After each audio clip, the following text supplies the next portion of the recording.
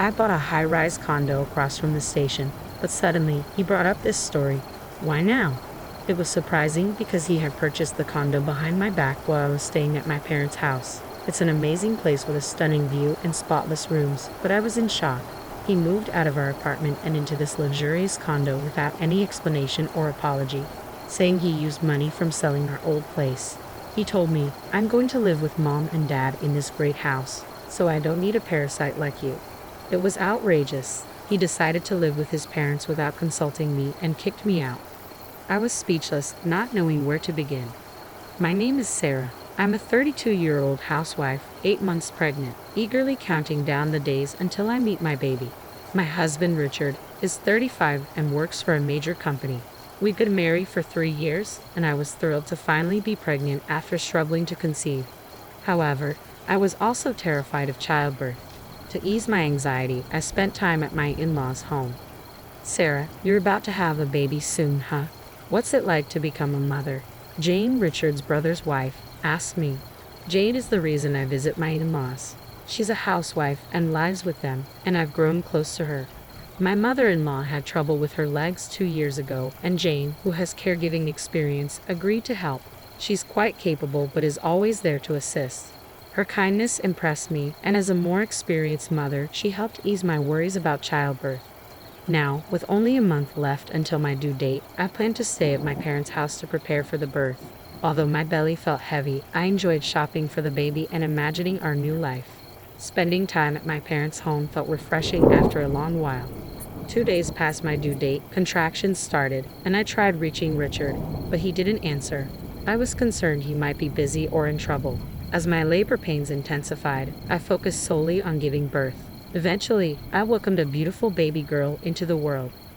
I cradled my beautiful baby girl for the first time, overwhelmed with happiness.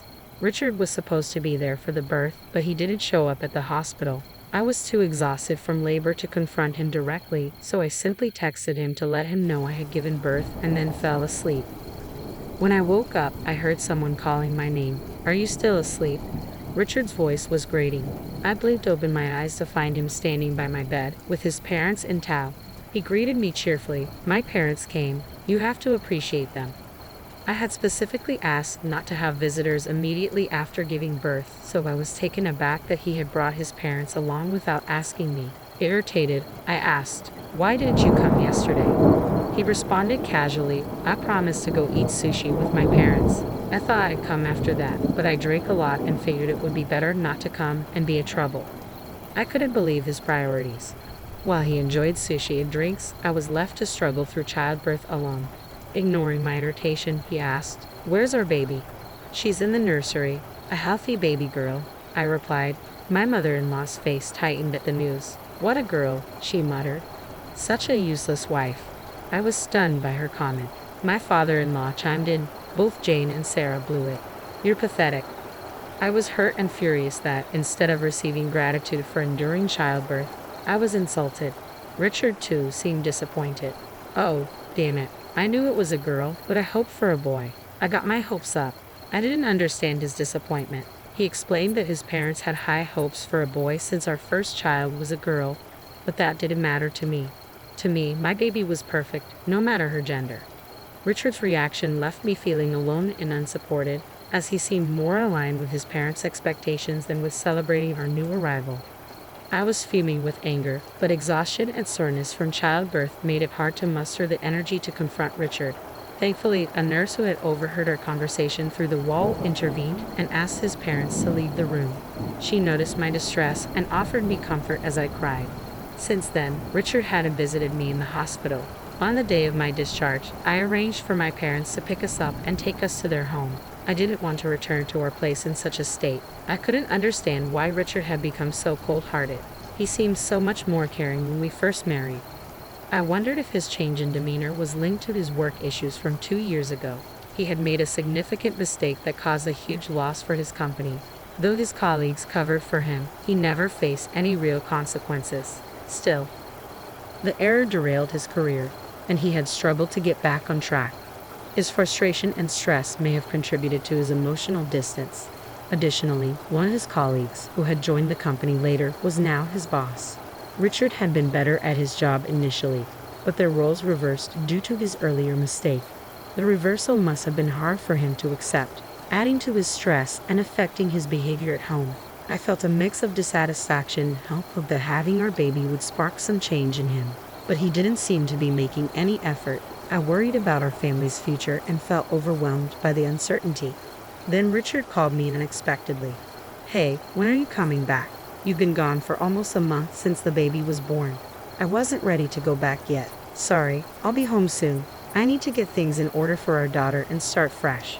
Richard's response was shocking. "You don't need to bring all that stuff back. I actually just wanted to discuss something with you. Maybe I should have told you this in person rather than over the phone." I was stunned and confused by his abruptness. What did he mean? I was completely baffled by what Richard was saying. Then he dropped an even more shocking revelation. "I bought a high-rise condo across from the station." I was stunned. "Wait, what do you mean?" I asked, trying to make sense of his sudden announcement. Why was he bringing this up now? He described the condo's stunning view and immaculate rooms, but I was confused. He had moved out of our apartment and into this luxury condo without telling me while I was staying at my parents' house. I was flabbergasted. Where did the money come from? You shouldn't be able to afford that on your salary. He made no apologies and simply said, "I used the money from selling our house." I needed clearer explanations, not just bits of information. "You sold our house. Where are your parents living now?" He seemed oddly pleased as he replied, "Daddy and Mommy are living with me in the condo now. I'm moving in with them, so I don't need a parasite like you. Get out." I was left speechless, unsure how to react. Richard had decided to live with his parents without consulting me and had kicked me out. He called his parents Daddy and Mommy with a new sense of familiarity and announced they were living together in the condo. He practically asked for a divorce. As I stood there, dumbfounded, he continued, "You're so arrogant for a housewife. You're useless without my salary. You've got a dead weight lately, especially with your morning sickness." I tried to explain that I had been busy right up until giving birth, but he wouldn't listen. He added, "And our baby isn't a boy.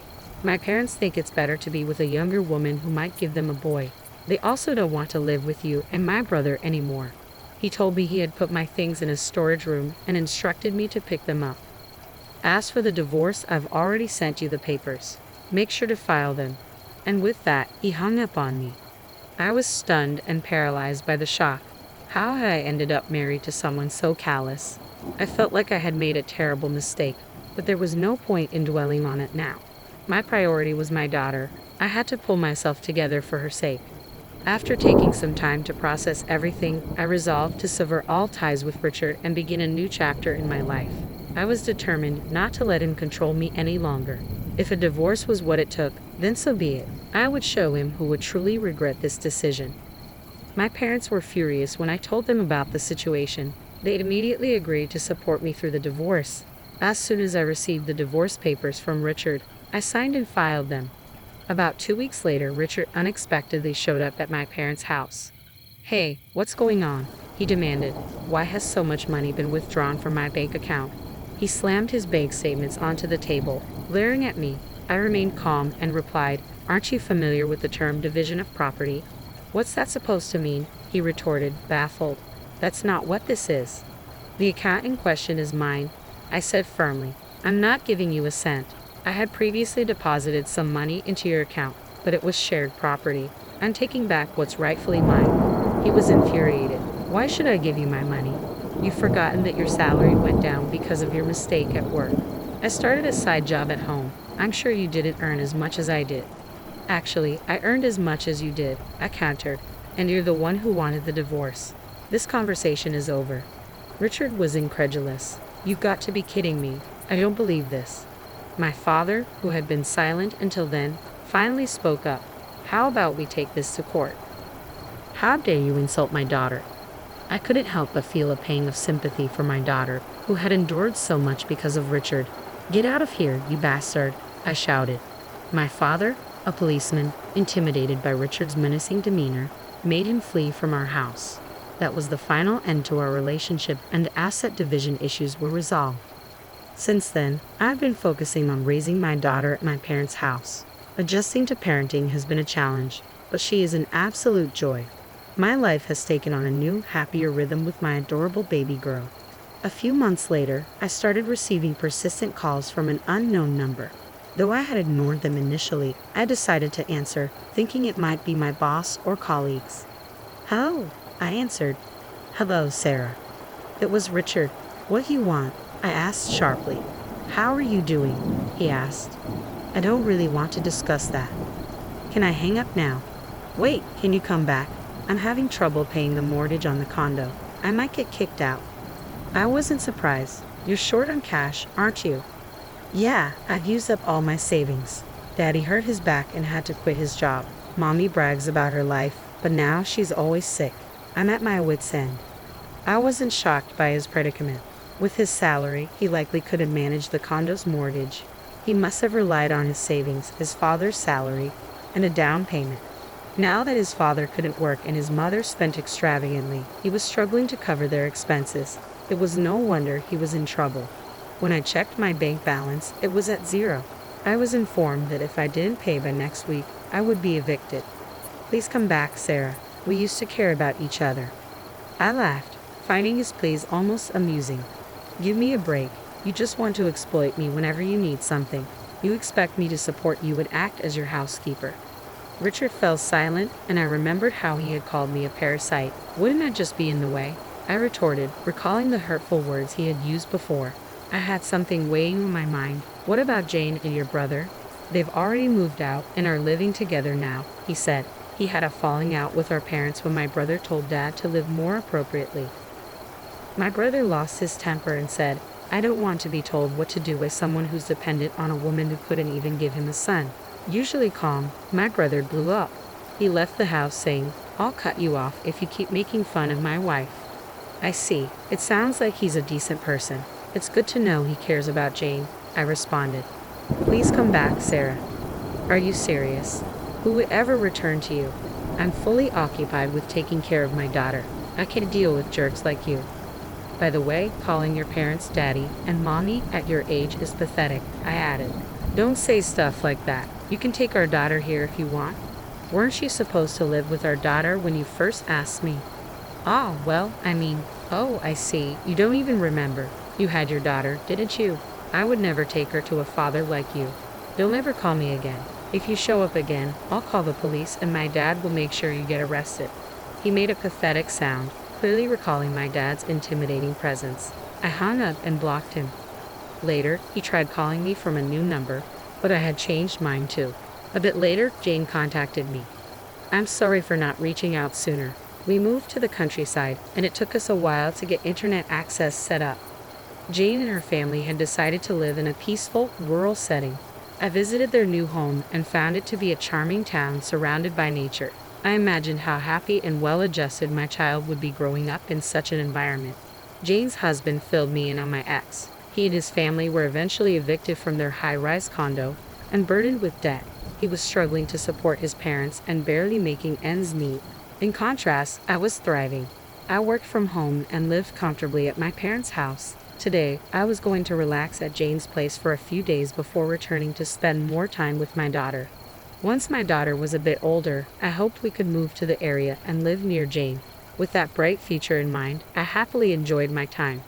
Buying a high-rise condo while your wife is pregnant is insane. Maybe if you're rich, but it's ridiculous on a normal income, I thought. I was relieved to have left such an unlikable husband behind. I wished Jane and her family all the best, hoping they would continue to live harmoniously together. Thank you for watching to the end. If you enjoyed this, please subscribe to our channel. See you in the next video. What I buy becomes my husband's property too. If that's unacceptable, then maybe we should just divorce. Charles, my husband, often tries to take things from me for reasons that seem completely unreasonable. He even attempts to give gifts I bought for my parents to his own parents, just to make himself look good. But that's not how it works. When I confronted him about it, his face turned pale.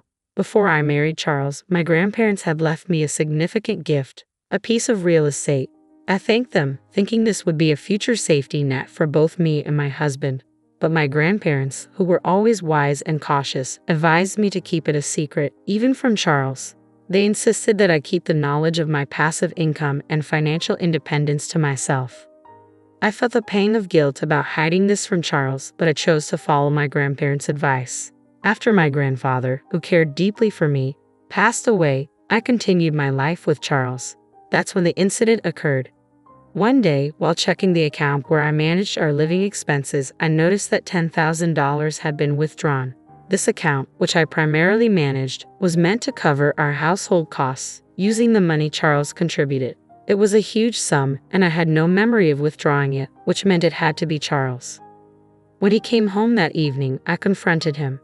"Hey, $10,000 is missing from our living expenses account. Do you know anything about that?" "Yeah, I lent it to my mom. She was in some kind of trouble," he replied casually, confirming that he had indeed given the money to his mother, Lisa. "And you didn't think to tell me?" I asked, astonished. "It's fine. Besides, it's my money that I earned. We have some savings, so it's not a big deal. That amount won't hurt us," he said, brushing it off. If Lisa was in trouble, what could I do? I had to help. But yeah, I probably should have said something. The account was for both of us, and if he had taken the money from a separate account he had before we got married, it would have been fine. But taking such a large sum from our shared account without a word, that was too much. When I cited his selfishness, Charles frowned, clearly irritated. Okay, I'll tell you next time," he muttered, dismissing the issue and quickly heading to the bathroom. I felt a knot in my stomach. He hadn't always been this way. When we first got married, he was attentive and always listened to me. Was this how marriage changed people? A few days later, I had no choice but to visit my in-laws' house to drop off a package that had been mistakenly delivered to us. "Oh, Megan, thanks for bringing this over. Why don't you come in for a bit?" Lisa said, greeting me warmly. I hadn't planned on staying, but it felt rude to refuse, so I stepped inside for a cup of tea. As I sat in the living room, I noticed some new, luxurious items, high-end cosmetics, glamorous clothes, and various health products.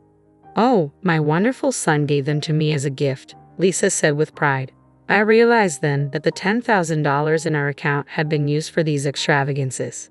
Charles had told me Lisa was in need of money, but it seemed she had used it on indulgent purchases instead. I couldn't help but feel uneasy knowing that the money had been spent on luxurious products for my mother-in-law. As I sipped my tea, unable to muster a smile, I noticed the shift in my in-laws' demeanor. Their cheerful expressions faded, replaced by a stern, almost threatening look. "My son is such a wonderful boy, always thinking of me and getting me these lovely gifts. But what about you?" my mother-in-law asked pointedly. "Yes, as his wife, are you treating my son the way he deserves?" my father-in-law added, his tone laced with suspicion. There was something unsettling in their voices. "We heard that you give him a hard time about the money he spends on me," my mother-in-law continued. "That doesn't seem right, does it?"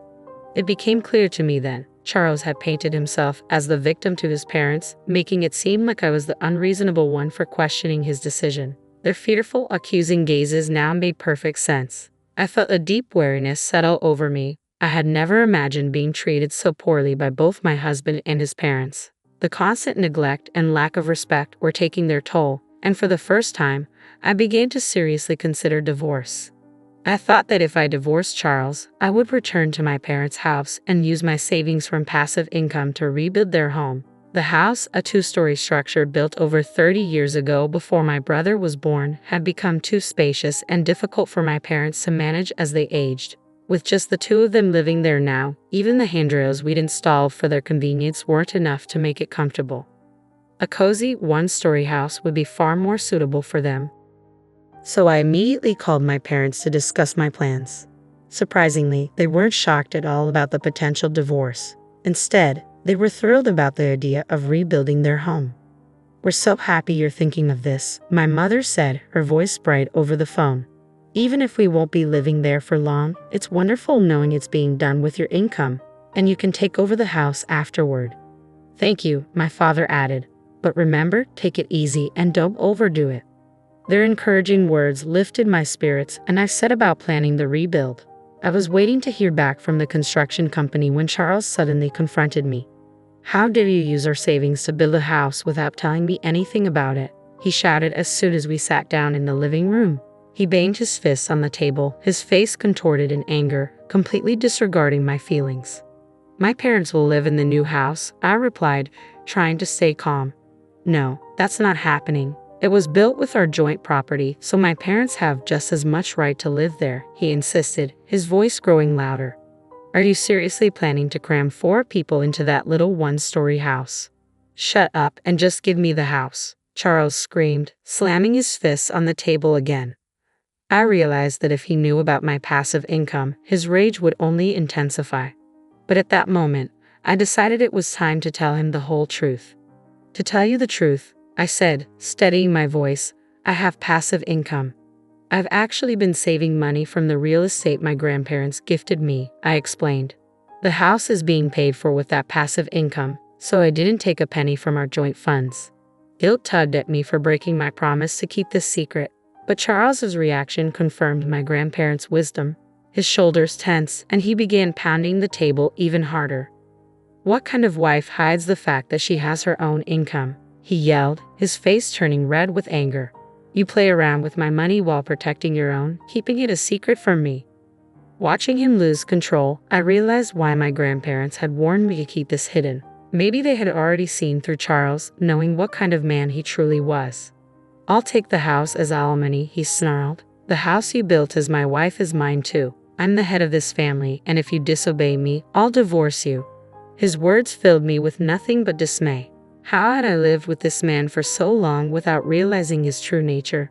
Initially, I had planned to use my passive income as a safety net, something to rely on if we ever face financial hardship due to illness or job loss. I intended to reveal it when the time was right to help sustain our life together. But now, any desire to share that money with him had vanished. Be my guest, I said coldly as I rose from my seat and walked out of the house, leaving Charles and his demands behind. I couldn't stand being near Charles, so I decided to stay at a business hotel for the night to cool off. I planned to return home the next day with a clearer mind. However, when I walked in the following morning, Charles was waiting for me, a smug, unpleasant grin plastered across his face. As I entered, he approached me, holding a sheet of paper behind his back. With a smirk, he revealed it. It was divorce papers, already filled out. You're lying about that passive income, aren't you? He accused. You made it up to cover the fact that you were actually taking money from our joint account.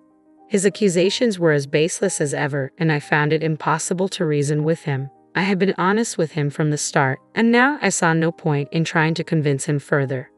I'm telling the truth. I do have passive income, I reiterated. Here you go again, Charles sneered. I know you can't live without me. He shoved the divorce papers into my hand, still smirking. Let me know when we can move in, he said with a dismissive wave as if it were all a game. I'm going out for a drink. He patted me on the shoulder and walked out, humming cheerfully, completely oblivious to the turmoil he'd caused. In that moment, I saw Charles for who he truly was. He hadn't changed, he had simply hidden his true nature from me all this time. From the beginning, he had looked down on me, never once truly considering my feelings. Without hesitation, I packed my belongings, filled out the divorce papers right then and there, and left the house for good. I decided to move in with my parents temporarily, explaining everything to them. We agreed to stay together until the new house was completed. The next day, I knew my life was finally moving in the right direction. I felt a wave of dismay as I looked at my phone and saw that my call log was filled with missed calls from Charles. Then, as if on cue, my phone rang again. It was him. Reluctantly, I answered, hoping this would be our final conversation. Hello? Hey, he said, his voice laced with impatience. All your stuff is gone, you know. His tone left me puzzled. He was the one who had initiated the divorce, so why was he suddenly panicking when I simply left? Yes, we're getting a divorce, so that's normal, I replied calmly. I won't be coming back, so feel free to use the empty space however you like. There was a brief silence on his end, as if my words were finally sinking in. It seemed he was beginning to grasp the reality of my situation and the fact that I truly had passive income. After a long pause, he spoke again, but this time in a tone so sweet and pleading that it caught me off guard. Hey, he began hesitantly. Could you let my parents live in the new house? I don't care if I have to live with your parents too, please? I was stunned. I've already told you it's a small, one-story house, I reminded him. Please, he persisted. I said I'd surprise my parents with a house. His words left me speechless. How could he even think of giving away a house he didn't own? and to present it as a surprise. It was beyond reckless and utterly absurd. "You don't really care about the savings, do you?" he added, his voice almost pleading. "You have no idea how much I was worrying about the money." I couldn't believe what I was hearing. Charles was still trying to manipulate me, thinking only of himself and his parents without any regard for the truth or the consequences of his actions. "I gave you an allowance, saved for our living expenses, and tried my best to make ends meet," I began, my voice steady. "But that has nothing to do with what's happening here. You're careless with money and you leave all the hard work to others while pretending to have everything under control. You plan to present the house to your parents as if you prepared it all by yourself, didn't you? When in reality, I did all of this for my parents." Charles suddenly fell silent, and my frustration only deepened. It was infuriating how he tried to take credit for something he had no part in, using my hard work and intentions to impress his own parents. He was trying to take advantage of my genuine feelings and seize what wasn't his. "I won't give you the house I built with all my heart and soul for my parents just so you can show off to yours," I declared, rejecting his plan once and for all. He began to rant even louder. "But husbands and wives are supposed to help each other," he protested. "I'll tell them you built it, please. We're not a married couple anymore, are we?" I replied firmly. "We're strangers now. I already filed for divorce." The shock in his voice was evident. "You? Already filed it? Why are you so surprised? You're the one who asked for the divorce." "I didn't think you would actually leave me," he stammered. "Hey, let's start over. Let's talk it out and try to be a good couple this time." I couldn't believe what I was hearing. This was the man who had spent our savings on his own mother, threatened me with divorce, and belittled me until the very end. There was no way I would ever consider getting back together with someone like him. "No, thank you," I said, my decision unwavering. "Please give my regards to your parents." And with that, I hung up the phone, feeling a sense of finality and relief. I ended the call with a bright, resolute click. The following day, my phone was flooded with voicemails and messages from Charles, pleading for reconciliation. He claimed we could still start over, that he loved me, but I was certain his true motive was to access my property and fortune. To sever all ties, I promptly blocked all his contact information, including that of his parents. In the meantime, the house was completed, and my parents and I settled into our new, comfortable home. Life felt rejuvenated. Later, I ran into a mutual friend who knew Charles and shared the news of our divorce. She offered her sympathy and filled me in on recent developments concerning my ex.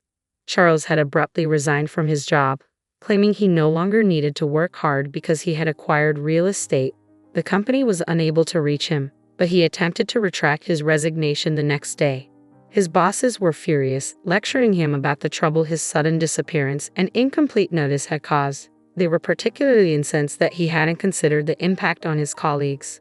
Charles tried to fabricate an explanation for his actions, but it quickly became apparent that his divorce and reliance on my income were the real reasons behind his behavior. His lies unraveled, and the company refused to rehire him. It was ironic that Charles, who had once dismissed my passive income as a lie, was now trying to exploit it while parading his ill-gotten gifts to his parents. He never thought about me or our future. Reflecting on this, I felt nothing but relief. I heard that Charles had moved back in with his parents, but they were reportedly harsh with him. He struggled to find a new job due to the circumstances of his departure from his last one. It seemed he was finally facing the consequences of his actions. As for me, I'm thriving. Living in the house I built for my parents, pursuing the job I've always wanted, and enjoying life. My passive income now supports those who genuinely care for me. I feel at peace and content with how things have turned out. When I returned home from our week-long honeymoon, strange noises greeted me as I walked through the door. Anxiety set in. I feared that the house might have been broken into while we were away. "Did you hear that? Maybe there's someone inside. Should we call the police?" I asked my husband, but he dismissed my concerns with a calm, "It's all right." He strode into the house, and I hurried after him, my heart racing. To my relief, it wasn't burglars, but my mother-in-law Kelly and my sister-in-law Jo. They were inside, seemingly at ease. I was puzzled, wondering why they were there. Apparently, they had volunteered to look after the house while we were gone, and my husband had given them a key. I had assumed they would leave once we returned. "It's getting dark. If you don't go home soon, you'll be out of time," I suggested, hoping they'd take the hint. Instead of leaving, I settled in, commandeering the living room and even taking a shower without asking. I hoped they would depart the next morning, but when I came home from work, they were still there. Unable to tolerate the intrusion any longer, I asked my husband to ask them to leave. His response shocked me. "We all live together now, so if you don't like it, you can leave." He was suggesting that I move out instead. I packed a few essentials and left with just a carry-on. My name is Izzy. I'm a 29-year-old magazine editor. 3 years ago, I met my current husband Alex through a friend. Prior to him, I had little relationship experience, but I was drawn to his decisive and dependable nature. He expressed his love first and after 3 years of dating proposed. We married, and while searching for a new home and wedding venue, Alex's reliability made everything run smoothly. I enjoyed our life together in the new house. But my mother-in-law Kelly and sister-in-law Jo were a constant source of stress. My father-in-law had passed away a decade ago, leaving Alex's family as just Kelly and 27-year-old Jo. I had minimal contact with them before our marriage and hoped to maintain a polite distance. However, after the wedding, their presence became increasingly intrusive. Kelly began calling almost daily, demanding more money. "Can you increase my allowance? I can't live decently on what you give me. Just $200 more would be enough," she pleaded. I told her to ask Alex, as he was in charge of finances. She accused me of being extravagant and warned me that not taking care of my in-laws would bring bad karma. Despite my attempts to redirect her to Alex, she blamed me for her financial troubles. Kelly also insisted that I visit her more often, help with chores, and send her favorite foods monthly. While Kelly harangued me over the phone, Jo started showing up unannounced, adding to my stress. While I was cooking dinner, Kelly frequently dropped by unannounced, saying things like, "I was in the neighborhood, so I thought I'd pop in. Is dinner ready yet? I'm starving. Hurry up." She would make herself comfortable on the sofa, waiting for me to finish cooking, and then leave after eating. Despite my repeated requests for her to give me notice before visiting and to come less often, she always brushed off my concerns. "Don't worry about it, I'm just stopping by. Just feed me whatever," she'd say dismissively. I tried to address the issue with Alex, and he did speak to both Kelly and Jo about their behavior. Despite this, I didn't feel it was appropriate to be too harsh with them, given that Jo was Alex's sister. 6 months into our marriage, Alex and I finally went on our long-awaited honeymoon in Europe, which had been postponed due to our busy schedules. We enjoyed every moment, unwinding and escaping from daily stress. However, when we returned home after a smooth week-long trip, we were greeted by strange noises coming from inside the house. Panic set in as I wondered if we were dealing with a burglary. "Did you hear that? Maybe there's someone in the house. Shouldn't we call the police?" I asked Alex, but he didn't seem concerned at all. "It's all right," he said calmly, walking into the house as if nothing was wrong. I quickly followed Alex into the house and was relieved to find Kelly and Jo instead of burglars. However, I was puzzled about why they were there. "Oh, you're back. Did you bring me a souvenir? The bracelet I asked for? Did you get it?" Kelly asked, clearly expecting something. "Of course not, it was too expensive," she replied when I said I hadn't. While the three of them chatted away happily, I couldn't help but wonder about their presence. Why are you guys here?" I asked. Kelly looked at me with a hint of annoyance. "Are you saying our presence is a nuisance? An empty house is an easy target for burglars while you were on vacation. We went out of our way to protect it, so you should be grateful." Apparently, they had offered to watch the house while we were away, and Alex had given them the key. I had told Alex that he should have discussed this with me first. He replied that he hadn't had time because they had approached him at the last minute. What was done, so I tried to accept that the house was safe thanks to their efforts. As I looked around, however, I saw the extent of the mess they had left. Every room was cluttered with their belongings. Jo's clothes were crammed into the closet, with the overflow strewn across the floor. In the living room, clothes, bags, remote controls, comic books, and other items were scattered everywhere, not just on the table but also on the floor. After a long flight, I was exhausted and frustrated by the thought of cleaning up all this mess. That wasn't the only issue at hand. I had hoped that once we arrived home, Kelly and Joe would leave, but they didn't. "It's going to be dark soon. If you don't go home now, you'll be stuck here," I said, trying to be polite. "Why don't you let us take it easy today?" Kelly responded. Not only did they refuse to leave, but they also took over the living room and started taking showers without asking. They had completely made themselves at home. Expected them to leave the next morning, but there was no sign of them moving out. When I came home from work, they were still there. I told them it was time for them to go. "We're family. You don't have to worry about us. Just pretend we're not here," they insisted. Despite their insistence that I ignore their presence, I was the one who ended up cooking, cleaning, and doing the laundry. I felt overwhelmed and frustrated. If I didn't take action, they seemed ready to stay as long as they wanted. I decided I needed to ask Alex to intervene and ask them to leave. As I was tidying up my room, I noticed that one of my limited edition perfumes, worth over $300 and no longer available for sale, was missing. I had been using it sparingly. Panic set in and I asked Kelly if she had seen it, but she claimed she didn't even know I had perfume. When I questioned Joe, she pulled out the bottle from her bag and handed it to me. To my dismay, it was nearly empty. I had been careful with my limited edition perfume, and there was still more than 6% left. When I confronted Joe about the missing perfume, she simply said, "It smells nice, doesn't it?" My friend liked it too, so I lent it to her. She'd offered no apology, and my frustration boiled over. "Why did you use it without asking? What you're doing is theft. Didn't you learn that stealing from others is wrong?" I demanded. Joe brushed off my anger. "I only borrowed it for a moment. Why are you overreacting? If you're so concerned, just take back what's left. If you borrowed it, then give me back what you used," I'd insisted. "Fine, but since it's already used, I'll only give you half the money," she retorted. "I don't want the money, I want the perfume back," I said firmly. Joe rolled her eyes. "You're so unreasonable over a bottle of perfume. I know the brand and it shouldn't be that expensive." She checked the price on her phone and was taken aback. "Holy cow, why is it so expensive? Are you really going to spend $300 on perfume?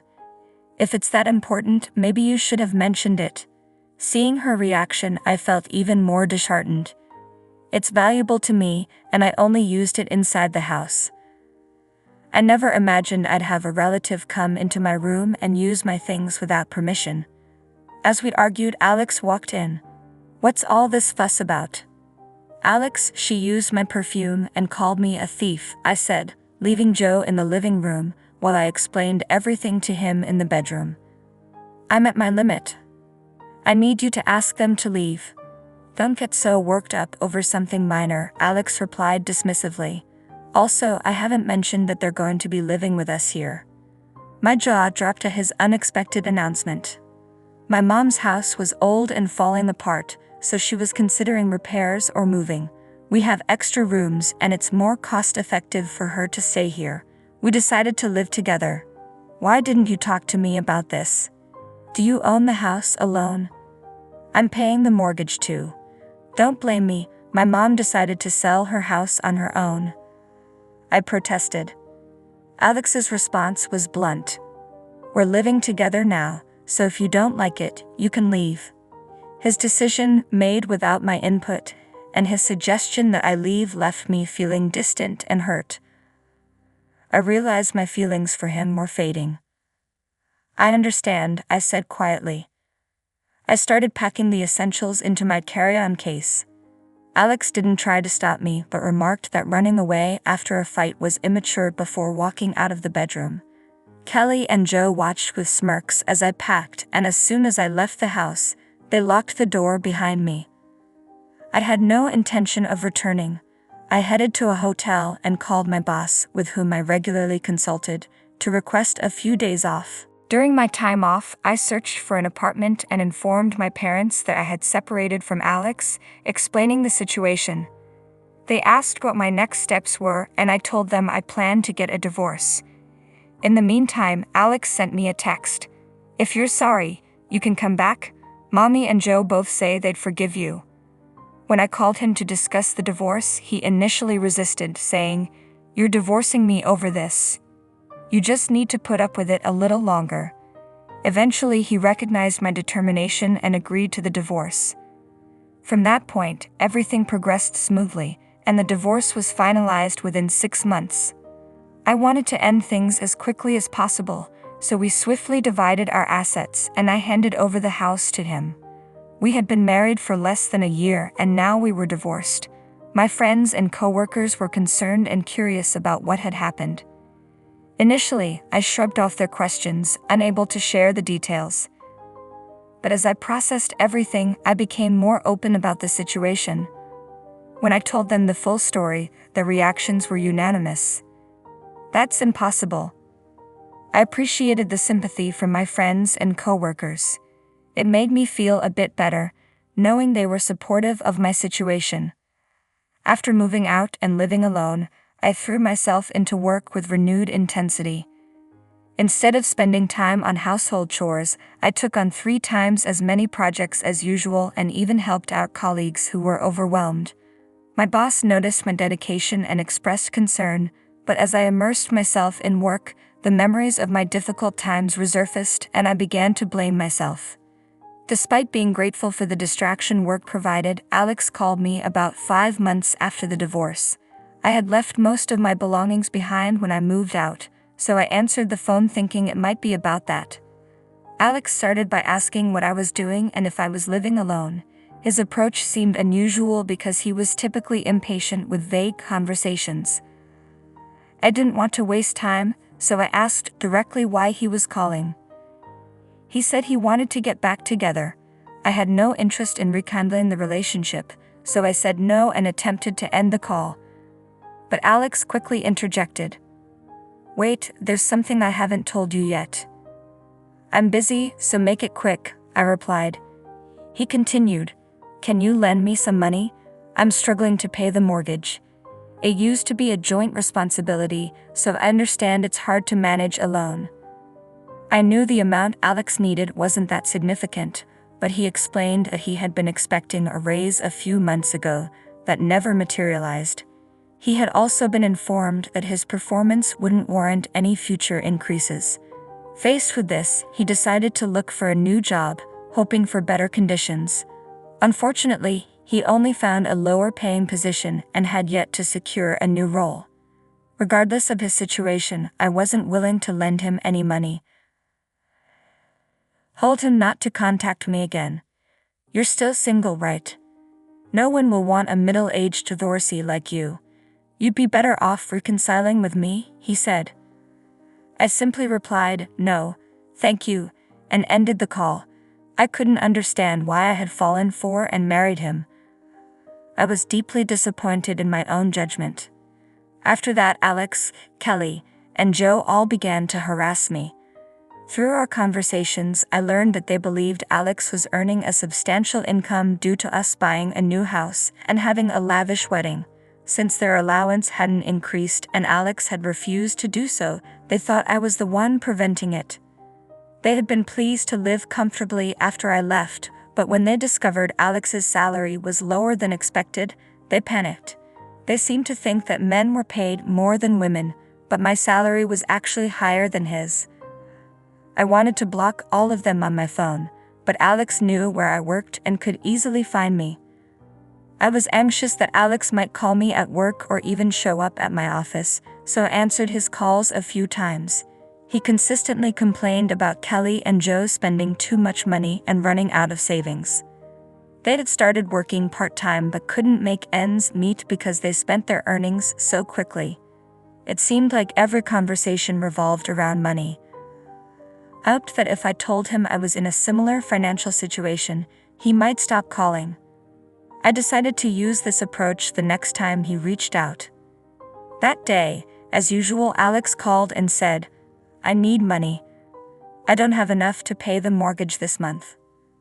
I replied, "Actually, I'm planning to resign from my job soon. I've spent most of my savings, so I need some money from you. If you think I'm lying, you can check with someone at my work." Alex simply said, "I see," and ended the call. After that, he stopped contacting me. When I shared this with a friend, she informed me that Alex's situation was even worse than I had realized. He had ended up with a lower-paying job, and most of his salary went towards the mortgage.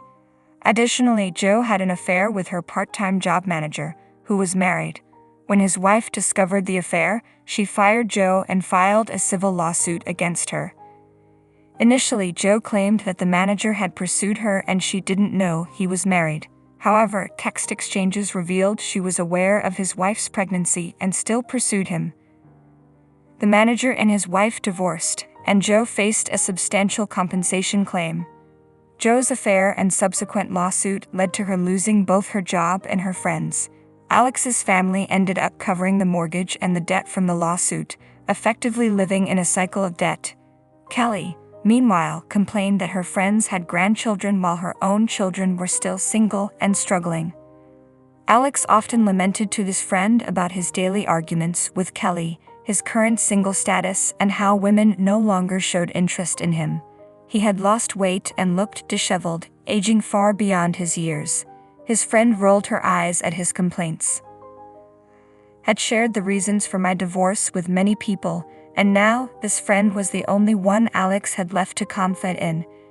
She was the one who introduced us and felt a sense of responsibility for how things turned out. Although she found his constant drama oddly intriguing, she stayed in touch with him to keep him away from me. As for me, I recently launched a web magazine with a university friend.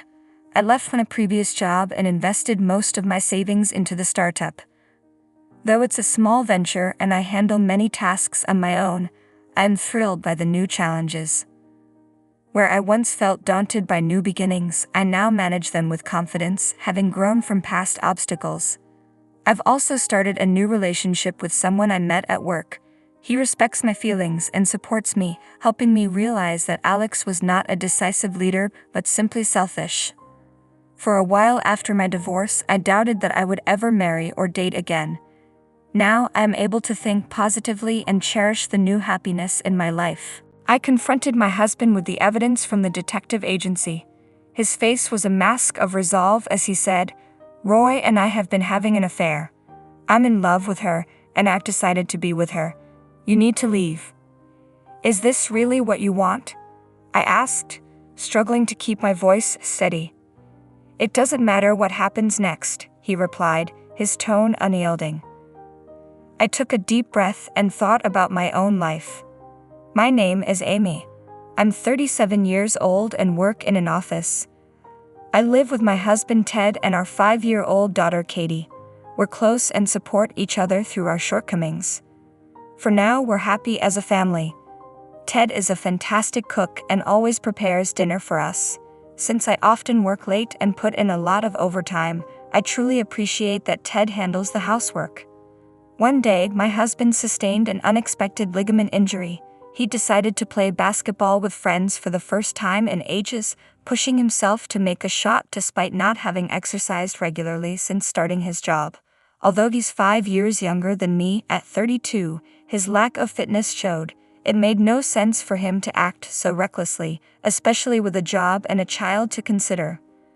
When we were dating, his impulsiveness seemed exciting and new, but now it feels like a major flaw. The injury has landed him in the hospital, requiring him to take time off work. That means I'll have to handle the housework and look after our child alone. Adding to the frustration, the injury occurred at a multi-sport facility, not even a proper basketball court. The company could be outraged if they found out, and he might even face termination. I felt a surge of anger and disillusionment. His irresponsible behavior as an adult has become a serious burden. The doctor said he'll need to stay in the hospital for about 2 weeks. I brought him a change of clothes, a phone charger, and other essentials. "Thanks for bringing these, Amy," he said, his voice unusually upbeat. I couldn't hide my frustration. "Why are you so cheerful? Normally you'd be more upset." "Well, what can I do? It was an accident. Plus, I'll use my paid vacation days, so it'll be fine." "Fine. If it weren't for your injury, you could have saved those vacation days for something important like our daughter's kindergarten event or a family trip. That's what they're meant for. Now your coworkers and bosses will have to pick up the slack because you can't come to work. As for our daughter, I'm grateful my mom could step in and help with her. Without her, I wouldn't be able to manage my overtime, and it would create more problems at work. You need to realize the impact of your actions on everyone around you." I must have been really angry because my complaints just spilled out. My husband looked regretful and said, "I'm sorry. Maybe I overreacted a bit," I admitted, trying to calm down. I told him get better soon, and left the hospital room. Whether my husband was there or not, my work was still incredibly busy. I planned to ask my mother to continue taking care of our daughter for a bit longer. However, when my boss and co-workers learned about my husband's hospitalization, they insisted I didn't need to work overtime. Thanks to their support, I was able to leave work on time, come home early, cook dinner, and enjoy a meal with my daughter. I didn't have to lean too much on my mother, and I was truly grateful for the kindness of my colleagues.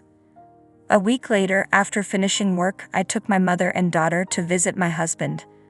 As we entered his hospital room, I heard him laughing heartily along with a woman's voice. "Oh my God, Ted. Who's that?" I wondered if the woman was one of his colleagues or perhaps a junior from work. When we entered the hospital room, we found a young, slim, and quite attractive nurse there. "Oh, it's your wife and your lovely daughter," she said, giving us a polite bow before leaving the room. "While I'm juggling everything, you're here chatting with a beautiful nurse so casually," I said, my frustration evident. My husband, noticing my icy demeanor, appeared visibly uneasy. "Thanks for coming," he said, attempting to ease the tension. Fortunately, my daughter's presence softened the moment. "Hi, Dad," she said, hugging him tightly and beaming with joy at seeing him for the first time in a week. "Katie, I missed you so much. Is your leg feeling better?" "Now that you're here, Katie, everything will be okay, so you'll be coming home soon." "Yes, I will." "Yay!" Seeing my daughter so happy lifted my spirits as well. I decided to let the scolding wait for another time. After our visit, my mother mentioned, "That young nurse was calling his name in such a friendly way." "Yeah, she was," I agreed. Her tone did sound quite intimate. Although I found it hard to believe my husband would actually pursue anything with a young, attractive nurse, the thought lingered. Maybe she was looking for someone to be interested in her. They say nurses don't meet many men, so she could be quite forward. Finally, after 2 weeks in the hospital, my husband was discharged. On the day of his release, I visited his room and found him chatting cheerfully with that attractive nurse once again. On the drive home, he seemed unusually bored. I would have expected him to be more enthusiastic about leaving the hospital. This struck me as odd, so I decided to hire a detective agency to investigate. The results came swiftly. After his discharge, he was supposed to go to the hospital for rehabilitation. However, his leg was already healed, and he was lying about needing rehab. Instead, he was visiting the nurse's house. I was stunned. How could my husband be having an affair with her? Or beautiful nurses really drawn to such situations?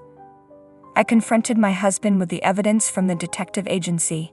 He didn't hesitate, saying, "Yes, I'm having an affair. I'm in love with her. I'm going to be with her, and you need to leave. I don't care what happens. I'm in love with her." "Fine. Do whatever you want. This is absurd," I replied.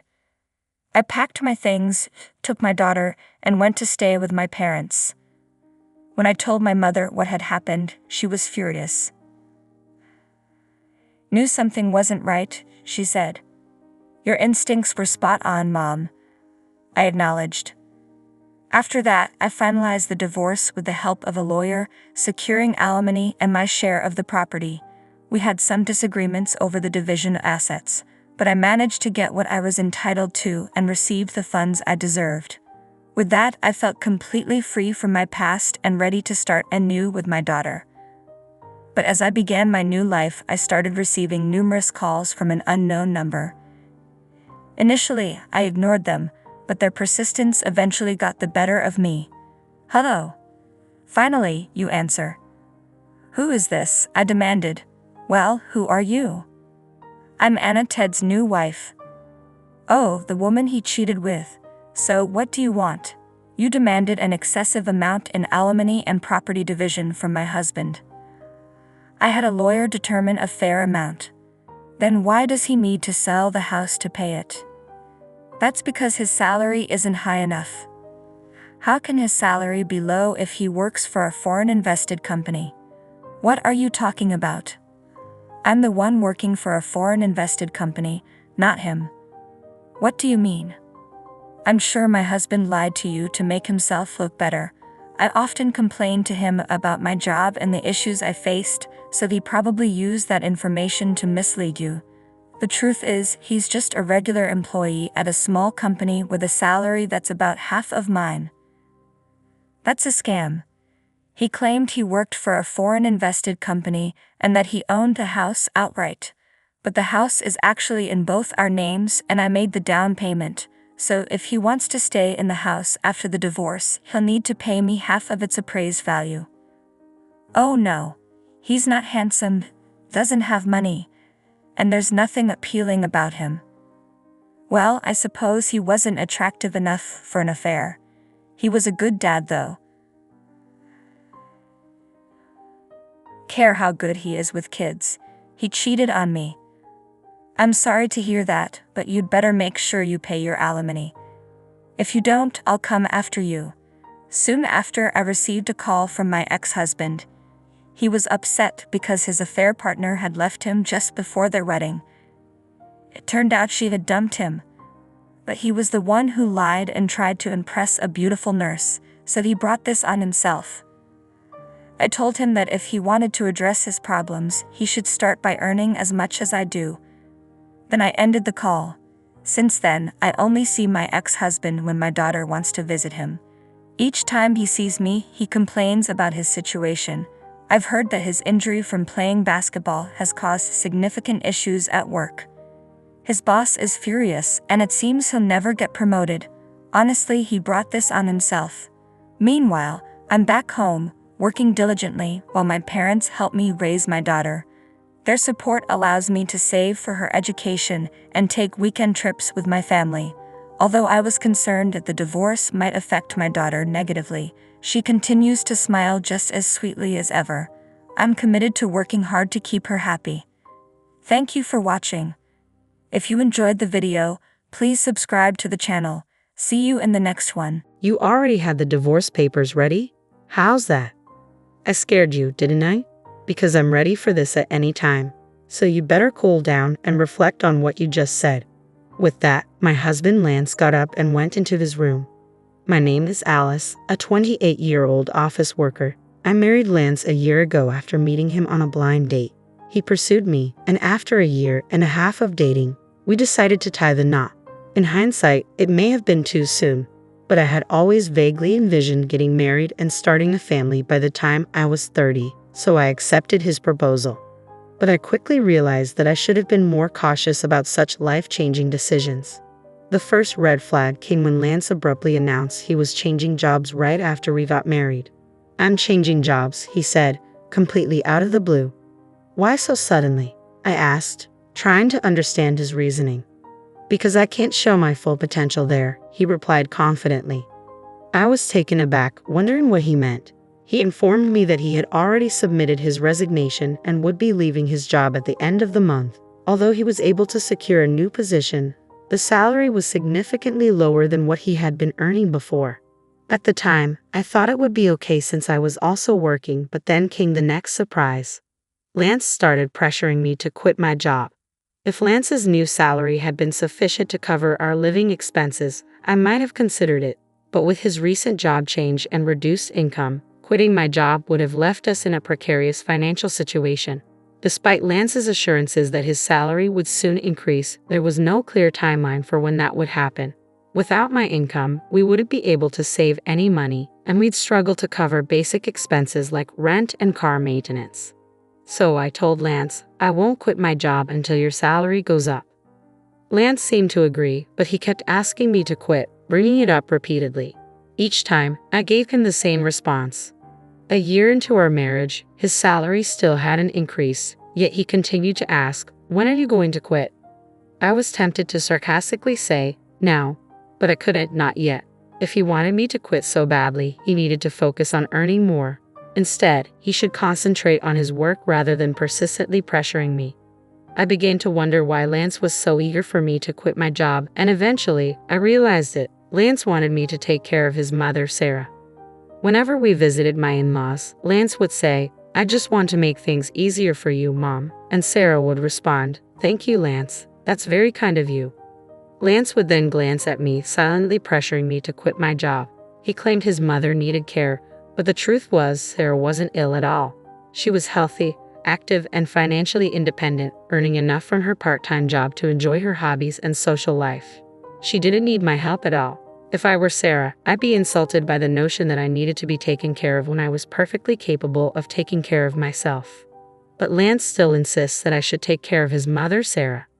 Oh, if only one of us were home during the day, we could check on Mom every day, Lance blurts out, clearly expecting me to be that person. It's tiresome to keep hearing this, but I finally ask, Sarah is in perfect health. What exactly do you want me to do? There's plenty you could do, Lance responds, almost as if it's obvious. You could help with the housework, run errands for her. There's always something that needs doing. But Sarah has a part-time job and spends a lot of time socializing with her friends. She's not even home most of the day, I point out. Even if Mom's not home, you could still do the housework, couldn't you? He counters.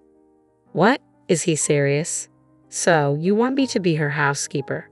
It's becoming increasingly clear that Lance just wants to look good in front of his parents, to appear like the dutiful son. If he cares so much about taking care of them, he should be the one doing the housework. I have no patience for Lance's superficial pride. Naturally, I didn't quit my job, and I certainly didn't start visiting my in-laws daily. I only went over during holidays like New Year's. Thinking back, Lance has always been like this when we visit his parents. He would order me around, telling me to clean up, help Mom, or see if there's anything we need from the store. But I never took the initiative to do these things. When I'd push back, saying, don't you know this area better than I do? You should go to the store, he would always reply, it doesn't count if I do it. What does that even mean? I'm starting to realize that it's not about caring for his parents at all. Lance just wants to boss me around to make himself feel good by appearing like the ideal son. Is he really more concerned with looking good than with actually caring about me? That's how I'm beginning to see him. When I boldly asked him, why don't you try helping out or quit your job to take care of your own mother? Lance looked visibly uncomfortable, his face twisting in disgust. That's not something I'm supposed to do, he retorted. I'm giving you these instructions so that my mom will see you as a considerate and useful wife. You should appreciate how kind I am to you. So, in other words, he wants to dump all the inconvenient responsibilities on me while pretending he's doing something extraordinary. Well, I'm not your servant, your slave, or anything else. I certainly don't deserve to be belittled or treated like this in front of my in-laws.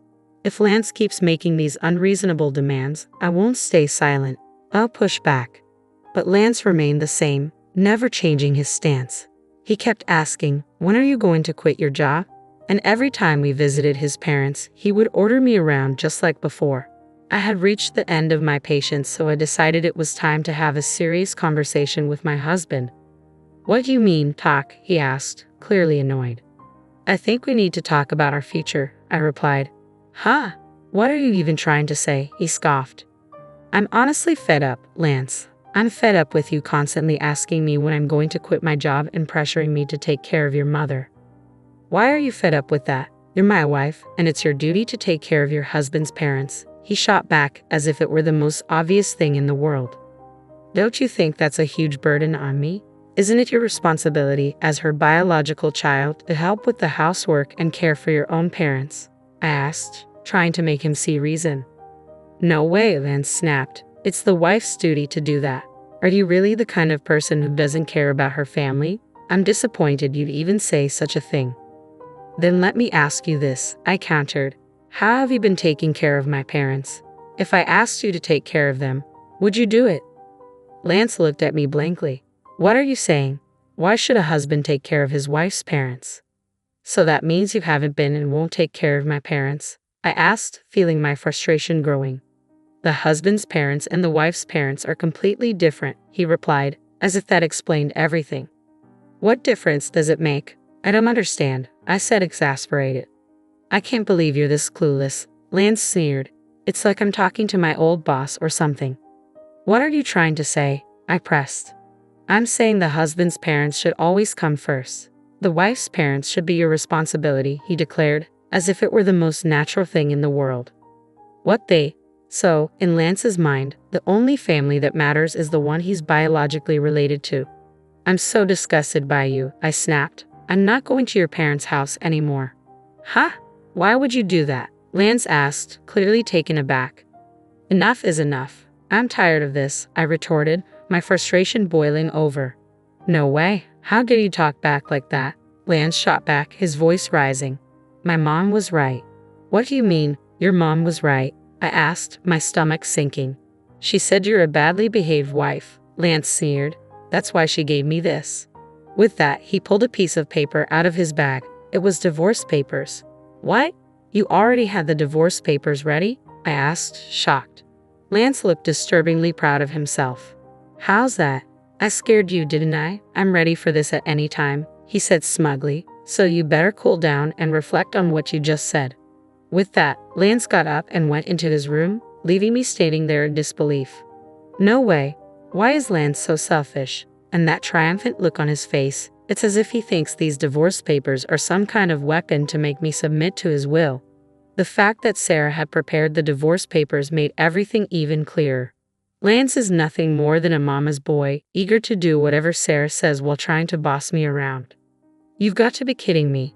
There's no way I'm letting Lance control me like this. Does he not realize that by pulling a stunt like this, he's already ended our marriage? His complete lack of common sense only makes me more determined. Lance had already filled out the divorce papers and handed them to me with the witness section signed by Sarah and his friends. It was obvious he was just waiting for me to fall in line. But instead, the next day, after Lance left for work, I filled out the rest of the divorce papers and submitted them to the city office. Just to be safe, I'd also filed a notice of non-acceptance of the marriage certificate, ensuring that there would be no way to reverse this decision. I called my parents to explain the situation because I knew Lance, who had given me the divorce papers as a threat, might try to file the marriage certificate on his own if he found out I had already submitted the divorce papers. My parents were shocked that I had gone through with the divorce so quickly, but were even more outraged by Lance's behavior.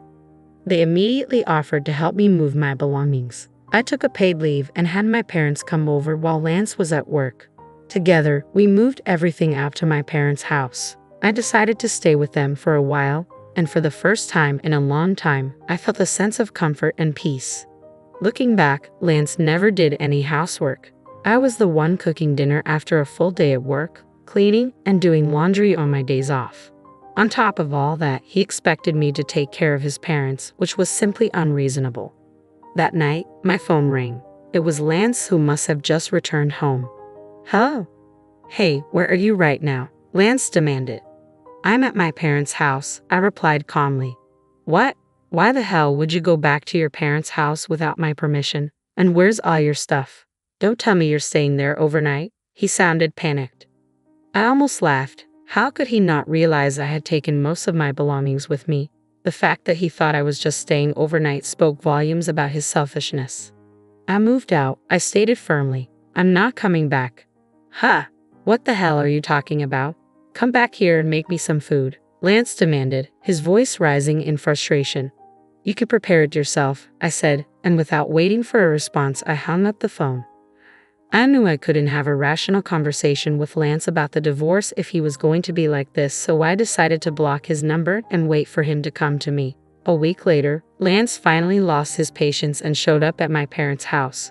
But he didn't come alone. He brought his parents with him. All three of them looked grim as they entered the living room. We sat facing each other, 3 against 3. How could you do this? Lance started, his voice laced with indignation. I can't believe you would leave for such a long time without my permission. That's because you were treating me like your personal housekeeper, I replied calmly. All I asked was for you to take care of my family. Lance shot back as his parents, especially Sarah, glared at me. Don't twist things to suit your convenience, I countered. You've been forcing me to handle everything you don't want to deal with. I've told you over and over, that's not what I meant. Lance insisted, but his words rang hollow. Sarah jumped in, her voice sharp. What kind of wife are you? Lance has done so much for you. My father, who had been sitting quietly, began to tremble with anger. Sensing that he might lose his temper, I spoke up before things could escalate. Lance told me to quit my job and take care of Sarah. He said it was my duty as his wife, I explained. But when it comes to my family, he pushes all the responsibility onto me alone. In the end, Lance just wants me to obey him, take care of his parents, and let him take credit for it. He even told me that his parents were more important than mine, and that they should always be the priority. I could see the surprise on my father-in-law Robert's face. He looked at Lance, clearly taken aback. It was evident that Robert hadn't heard any of this before. And to top it off, I continued, Lance suddenly pulled out divorce papers, claiming it was Sarah's idea. What? Robert turned to Sarah, his tone questioning. Did you really suggest that to Lance? Sarah hesitated, flustered. Well, it's just that Alice has been so difficult. And did you really say that Alice's parents aren't a priority? Robert pressed. Lance stammered. Well, it's just normal for your own parents to come first, right? Don't be ridiculous, Robert snapped. I came here because I thought you were facing unreasonable hardships, but from what I'm hearing, you're the one at fault. Don't be a coward and try to use your parents' influence to get your way. Lance shrank under his father's rebuke. Robert had said everything I had wanted to say to Lance and more. He then turned to me and my parents, offering a sincere apology. I'm sorry, Alice, he said, his voice full of regret. And to you both as well, he added, nodding to my parents. I am truly sorry for the trouble my foolish son has caused you, Robert said, his voice heavy with regret. I will give him a strict lecture. Robert, you're not at fault here, I replied gently. Please don't blame yourself, and thank you for your kind words. I took a deep breath, but there's one more thing I need to say. Lance, sensing something serious, asked, What do you mean? The divorce papers you gave me, I began. I've already filed them. We're no longer married. What? No. Lance and Sarah both turned pale, shock washing over their faces. How could you do that without my permission? Lance sputtered. You told me I could file them whenever I wanted. I reminded him, my voice steady. You even had Sarah sign the witness section for you. Lance stammered, but that was just to scare you. Robert's face darkened with anger as he turned to his son. So you used it to threaten her. I spoke up, echoing Robert's frustration. Exactly. He thought he could intimidate me. How could you be so foolish? Robert snapped, his patience finally snapping. He struck Lance on the cheek, causing Sarah to gasp in shock. I'm sorry you had to witness that, Robert said, turning back to me, his voice filled with remorse. You were right to divorce this idiot. I apologize on Lance's behalf for ruining your marriage. Robert then grabbed Lance by the collar and demanded, You and Sarah better apologize too. They both muttered apologies before Robert led them out of the house. I felt a wave of relief. Robert had saved my parents from losing their temper, and later he ensured that all of Lance's property went to me in exchange for no alimony.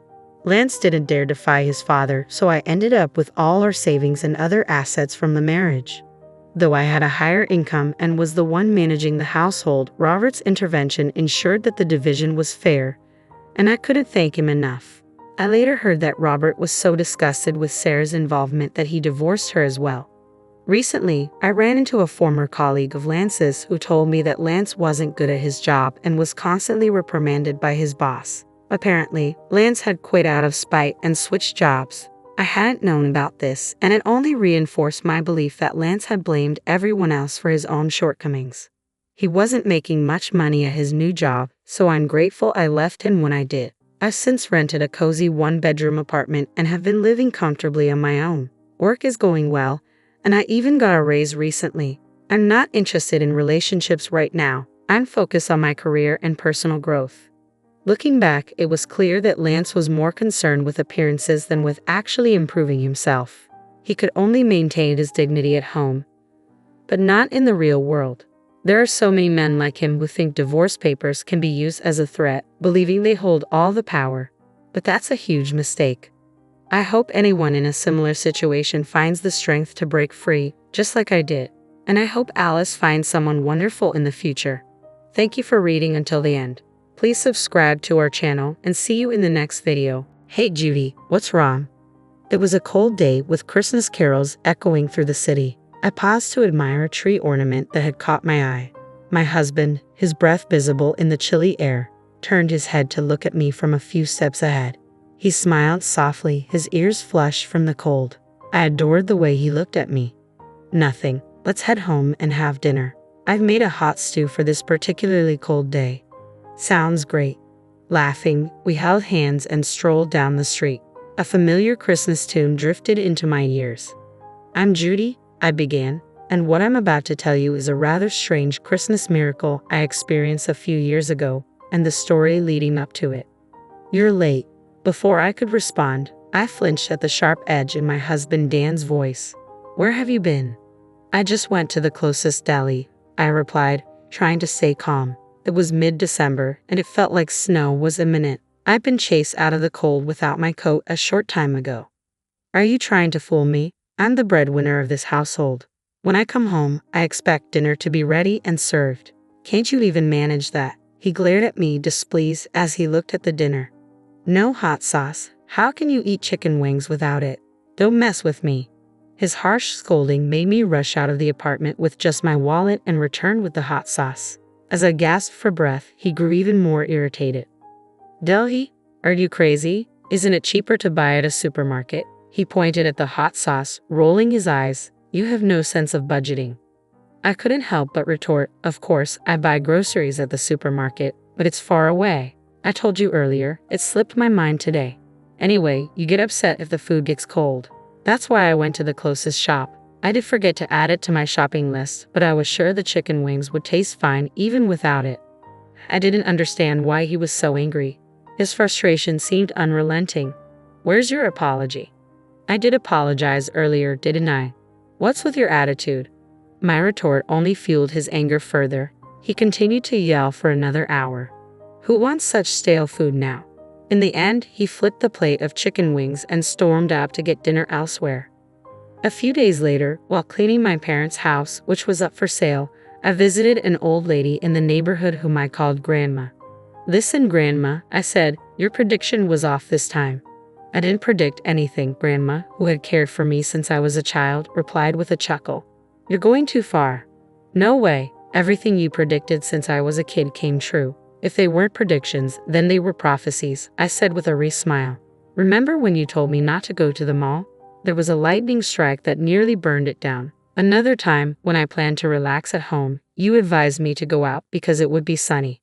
Reluctantly, I went out and found my house had been robbed. If I had stayed home, I would have had to confront the robber. I shivered at the memory. The robber was later caught with a knife, and the thought of what might have happened if I'd been home made me cringe. Despite her dismissive attitude, Grandma listened as I spoke with seriousness. I don't think I would have been prepared for my mom's illness if he hadn't told me, especially since she was my only family. My mom always said that you gave her peace of mind. You had told her that I would be blessed with something wonderful on a Christmas not far away.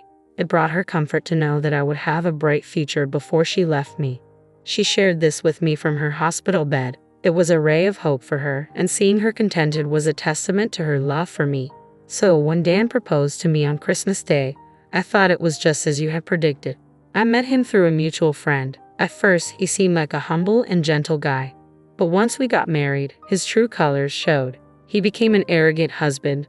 Like the hot sauce incident, he got upset over trivial matters. He complained that the food was too cold and the salad was lukewarm, even though he had ignored the food for a long time, playing on his phone. It wasn't just about food. He criticized nearly everything I did. How I cleaned the apartment, washed the clothes, Nothing seemed to please him. It made me feel trapped and suffocated. I didn't want to go back home to him. I whined to Grandma, feeling the sting in my nose as I spoke. Now, it's almost sunset. Don't you need to go back and cook dinner? Grandma said, urging me with a glance at the sky. Feeling softly rejected, I stood up slowly. You're going to be okay as long as you stand your ground, she assured me. Even though you'll face struggles, you will find happiness one day. You'll have a Christmas that will make you jump for joy. So just live honestly and stay true to yourself. God is watching. Her words softened my heavy heart. I turned around, contemplating her reassurance. Is it a prophecy? I asked. Let's see. I'm just an old woman, she replied with another ambiguous smile, leaving me puzzled. Maybe if I put in more effort, it might change. I decided it might be too early to judge her original prediction. But as I went about preparing dinner, ironing my shirt, and dealing with Dan's hostility, things only worsened. It had been less than a year since we married, and already he took it for granted to order me around. He was constantly grumpy and overbearing, never offering a kind word. One night, he stormed in, his anger palpable. Who do you think you are? He snapped. Why did you leave me waiting outside? I have to microwave my food now. God damn it, your laziness is infuriating. I sighed in frustration. I had a co-op meeting tonight. I'd even left a note on the table for you. Shh. That's no excuse for lazy cooking, he yelled. What do you mean you didn't cut corners? I prepared the main course and sides as usual, but to him, if it wasn't freshly cooked, it was considered cutting corners. His logic was skewed and his demands were unreasonable. You should always come before anyone and anything, he insisted. I've been telling you, you're my wife and you must obey me. His incomprehensible demands left me stunned. He stood on his dignity, proclaiming, you have no family or relatives and can't live on your own. A scum like you should just shut up and worship me. If you can't, I'll divorce you. His smirk seemed to reveal that he was merely relieving his stress by making me submit. Anyway, give me a foot massage. I tried my best to restrain myself from snapping back. I knew that would only make him angrier. Besides, I had nowhere to go in the midst of the sleet at night. So reluctantly, I sat on the floor and began the massage. My life continued in this oppressive pattern until one day, while grocery shopping, I suddenly fainted from excruciating pain and had to be rushed to the hospital by ambulance. As the doctor explained my condition, I felt my mind go blank. This virus is transmitted through sexual intercourse, he said. I had your husband tested as well. Both of you are infected. You didn't realize it because there were no symptoms. He continued, unfortunately, you'll need surgery, and I'm very sorry to say this, but the chance of conceiving in the future seems extremely unlikely. Dan quickly followed the doctor, and I was left grappling with the devastating news. I couldn't have a baby. As I repeated the doctor's words to myself, my mind was slowly overtaken by darkness. Desperate for more information, I tried to follow the doctor and Dan with my unsteady legs. Wait, doctor, Dan, I called out, but I froze when I overheard their conversation. So, everyone out there needs to get tested? Dan asked. Exactly. They must be treated all at once, otherwise, it's pointless because it keeps coming back, the doctor replied. Would they know what the test is for? Of course, Dan said persistently. I listened in despair as the conversation unfolded. It turned out Dan had been seeing at least 3 girlfriends and was still involved with one of them. I looked at a picture of my mom in the empty room, whispering to it, I needed help, you know. Even though he's not a good husband now, he might change once we have a baby. I held on to Grandma's words like a charm.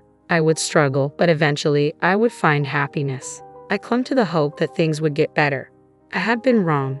Dan seemed to care only about his own health. He was meticulous about his condition and visited the hospital regularly, but he showed no concern for me. Having lost my parents, I yearned deeply for a family of my own, a husband, children, and a home filled with love. Tears streamed down my face as I clutched a picture of my mom in my hands. Mom, I sobbed, my voice breaking as I tried to stifle my cries. Suddenly, Dan burst into the room, his anger palpable. What are you doing wasting your time? You haven't even prepared dinner, he snapped. He threw the divorce papers down onto my head as I sat there, stunned. Here are the divorce papers. This is your punishment for neglecting your duties and disobeying me. His voice was harsh and his demeanor was deranged. You're so irritatingly depressing. I'm ready to divorce you at any time. It's no problem for me, but you're the one who will be in trouble. instead of slacking off to your duty if you don't want a divorce. I'm not slacking off, I protested, but he was already cutting me off. Oh, and there's one more punishment, he said with a smirk. I'm not giving you living expenses this month. Consider this a chance for you to reflect and change your attitude. Know your place. If you disobey me, it'll be divorce. After he finished, he left the room, looking strangely refreshed. The word divorce echoed in my mind as I stared at his signature on the papers. I took a deep breath, wiping away my tears from the picture frame. Mom, I've decided, I said quietly, resolve hardening within me. I spoke softly to the picture of my smiling mother, asking her to watch over me. Then, I kept quiet and carried on with my life. For a while, Dan continued to treat me like a servant, venting his anger on me regularly. I argued back occasionally, but mostly I endured in silence. One day, as Dan began his usual tantrum, complaining about the lukewarm salad and cold stew, I sighed inwardly and resolved to follow through with my plan. You remember the deal, right? If I don't obey, it's divorce, I said. Right, you remember that at least, he sneered. If you don't want me to leave, reflect on your stupidity. He leaned back in his chair, smirking. You're a bit weak upstairs, aren't you? What? I replied, astonished. Did you just say that? He blinked in surprise at my response. What did you just say? Repeatedly saying divorce doesn't mean you're making a valid point, I said, unimpressed. Your lack of vocabulary is quite sad. What the heck? Let's just get a divorce, I said calmly. I'm perfectly fine with it. I'll be a stranger to you, just as you wish. Are you serious? He stammered, his mouth agape. I smiled and delivered my farewell, watching as his anger faded into confusion. I had already moved all my belongings out. If there's anything you don't need, just throw it away. Goodbye. I removed the apron I had bought when we got married, folding it neatly and placing it on the counter with the house keys on top. I gave him one last look and walked out of the house with my suitcase. What the heck is going on? His voice trailed after me, snapping him out of his daze. I ignored him, a sense of freedom washing over me. Yay, I'm free, I thought, heading towards my parents' house where I planned to live again. A year had passed since the divorce was finalized, yet Dan continued to contact me. His messages were relentless, pleading for apologies and offering to take me back. I had turned off notifications and ignored his nonstop texts, which were a new experience for me, given how little communication I had during our marriage. I decided to have one last face-to-face meeting with Dan at his parents' house. Why have you been ignoring me? Dan asked, trying to maintain a calm demeanor in front of his parents. I've been texting you, but you never replied. Oh, I turned off notifications from you, I said coolly. Why? Was it really that annoying? Yes, it was. Dan's face flushed with anger. So, what do you want to talk about? I responded with deliberate annoyance, watching as his frustration grew. What's with the attitude in front of my parents? What are you trying to prove? Dan's voice rose, but he quickly reined it in, glancing nervously at his parents. I'm sorry, he muttered, a rarity for him, especially during our marriage. I stifled a smile, surprised he knew how to apologize. I kept my tone steady and moved the conversation along. What exactly do you want to discuss with your ex-wife? You divorced me, remember? Dan looked puzzled, his anger momentarily replaced by confusion. Hold on, why are you acting so calm? Aren't you struggling after the divorce? How are you managing? He spoke as if he genuinely cared, yet he had never bothered to check on me, even though he knew where I was. If you want to get back together, I'm open to it, he said, his voice carrying a hint of hope. Doesn't that make you happy? Not at all, I replied, barely containing a laugh at his misplaced confidence. It doesn't make me happy, nor does it help me in any way. I'm doing well on my own. Your contribution of $500 a month wasn't enough to cover our needs. You're the one struggling without me. The expenses I used to cover are gone, and I'm much more comfortable being alone now. I shook my head, dismissing the idea. I don't see the point in getting back together after enjoying my newfound freedom. I feigned confusion as Dan's frustration became evident. What are you talking about? I was supposed to be a housewife, right? But why are we discussing finances? Dan shifted uncomfortably, clearly unsettled by the presence of his parents. Listen, Dan, stop acting like a child caught in the act. There's no need to put on a show for them. They know all about your secrets. Secrets? What are you talking about? Dan asked, his curiosity piqued. I signaled him to be quiet and prepared to reveal the truth. You're mistaken if you think I was just a housewife. Remember, I lived abroad because of my late father's work. I used the German. I learned to translate documents at home. The bookshelves were filled with materials and manuscripts, which I used to hide recording equipment. Wait, recording? Dan was stunned. His father presented the evidence, showing all the recordings of Dan's mistreatment. The videos laid bare his behavior, and Dan's parents were visibly distressed, apologizing to me and expressing their shame for raising him. Dan, caught off guard, looked like he might bolt, but his mother grabbed him and made him sit down again. She signaled to me, and I responded by pulling out the divorce papers. I pointed out the sections marked with red circles. You recognize these, don't you? No way, Dan stammered, clearly in shock. The red circles highlighted the witness signatures, names of people he knew well. Actually, there wasn't enough space for all the names. You've had more than 2 girlfriends, right? No more waiting, I continued. Before I could explain further, a resentful voice cut in. You never mentioned an STD. This means you brought it from somewhere else. Didn't you promise we'd get married? That's something only a bachelor would say. The argument escalated. You're not just a villain to us, but to all women. You're the #1 public enemy. You're finished. Surrounded by his former girlfriends, Dan crumbled to the floor as his parents looked on with exaggerated sighs. I had hired a private detective to investigate his girlfriends and had secretly contacted them. I also informed my ex-in-laws about everything. The result was chaos. Your game is up now, I declared. We're demanding compensation for the distress you caused. Dan worked for a company owned by a relative of his mother, so his payments were deducted from his salary to prevent him from escaping his obligations. Under strict supervision, he faced a long period of compensation payments. 6 years have passed since then. I was walking down the street on a cold day, Christmas songs playing everywhere, when a tree ornament caught my eye. My husband, his breath visible in the chill, looked back at me with a soft smile, his ears red from the cold. Our little girl, cheeks rosy, was nestled in his arms. I couldn't help but think about how Grandma's prediction came true. My current husband is surprisingly the brother of one of Dan's former girlfriends. After meeting him by chance and connecting over our shared experiences, he has been a source of comfort and joy. If not for what happened with Dan, I might never have met my current husband. Grandma's words about struggling but finding happiness have proven true.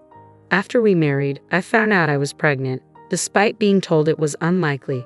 I remember when I was rushed to the emergency room on Christmas Day and the doctor confirmed the pregnancy. My husband and I were overjoyed, jumping up and down, while the nurse tried to calm us down.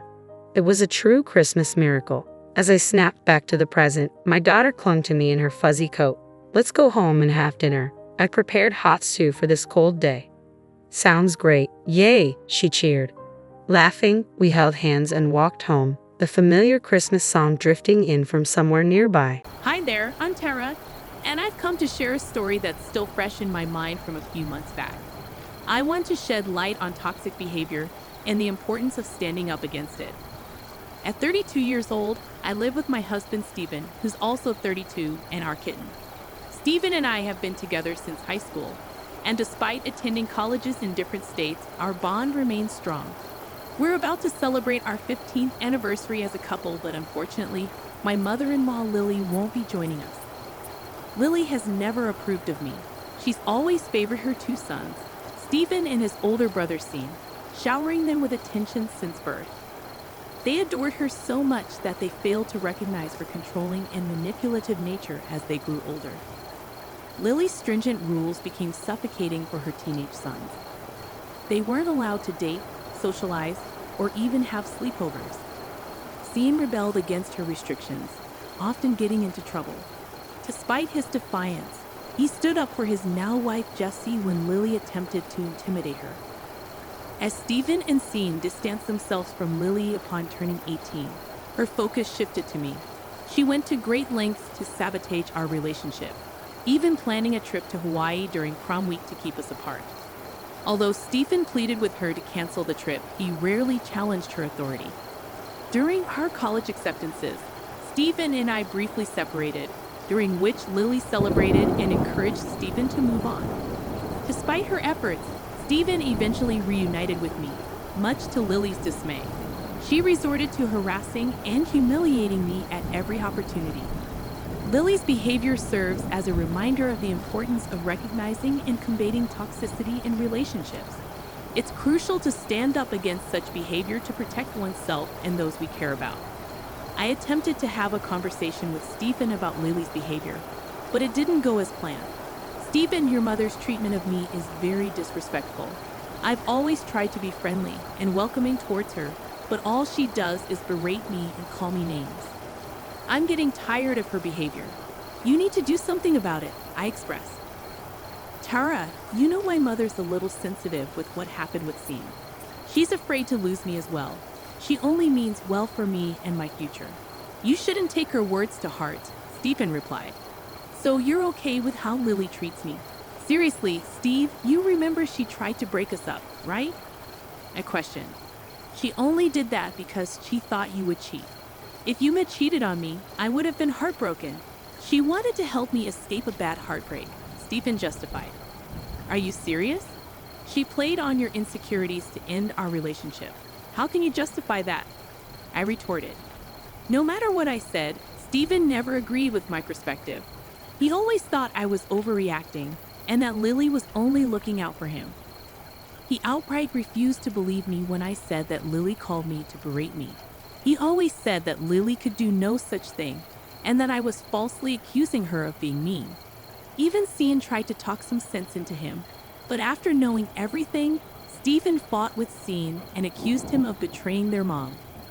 Things became strained between Cian and Stephen. Cian ended up marrying Jessica, his high school girlfriend whom Lily had tried to scare off. He invited Cian and me to the wedding but refused to even tell Lily about it. Lily was in hysterics and tried to convince Stephen to talk to Cian and get herself invited. Stephen, being the mama's boy he is, argued with Cian about Lily. Stephen almost didn't go to the wedding to support Lily. However, I asked him, do you really want to boycott the wedding to support Lily? Considering what she did to Cian and Jesse in high school, she still complains about Jesse and insists that she took Cian away from her. Why should they invite her to their wedding? Music. He responded, look, you didn't know the whole story. It was a big misunderstanding. She was trying to do what she thought was best for Cian. Moms can get carried away sometimes, but she's ready to mend bridges. We're family, and we shouldn't hold grudges against each other. I countered, it's their wedding, and they can choose who to invite. It's not your place to make those requests. We need to respect their decision. I know I can't do much, which is why I'm not attending the wedding. I want them to know that they are making a mistake. I'm going to RSVP tomorrow, and they will have plenty of time to change their minds.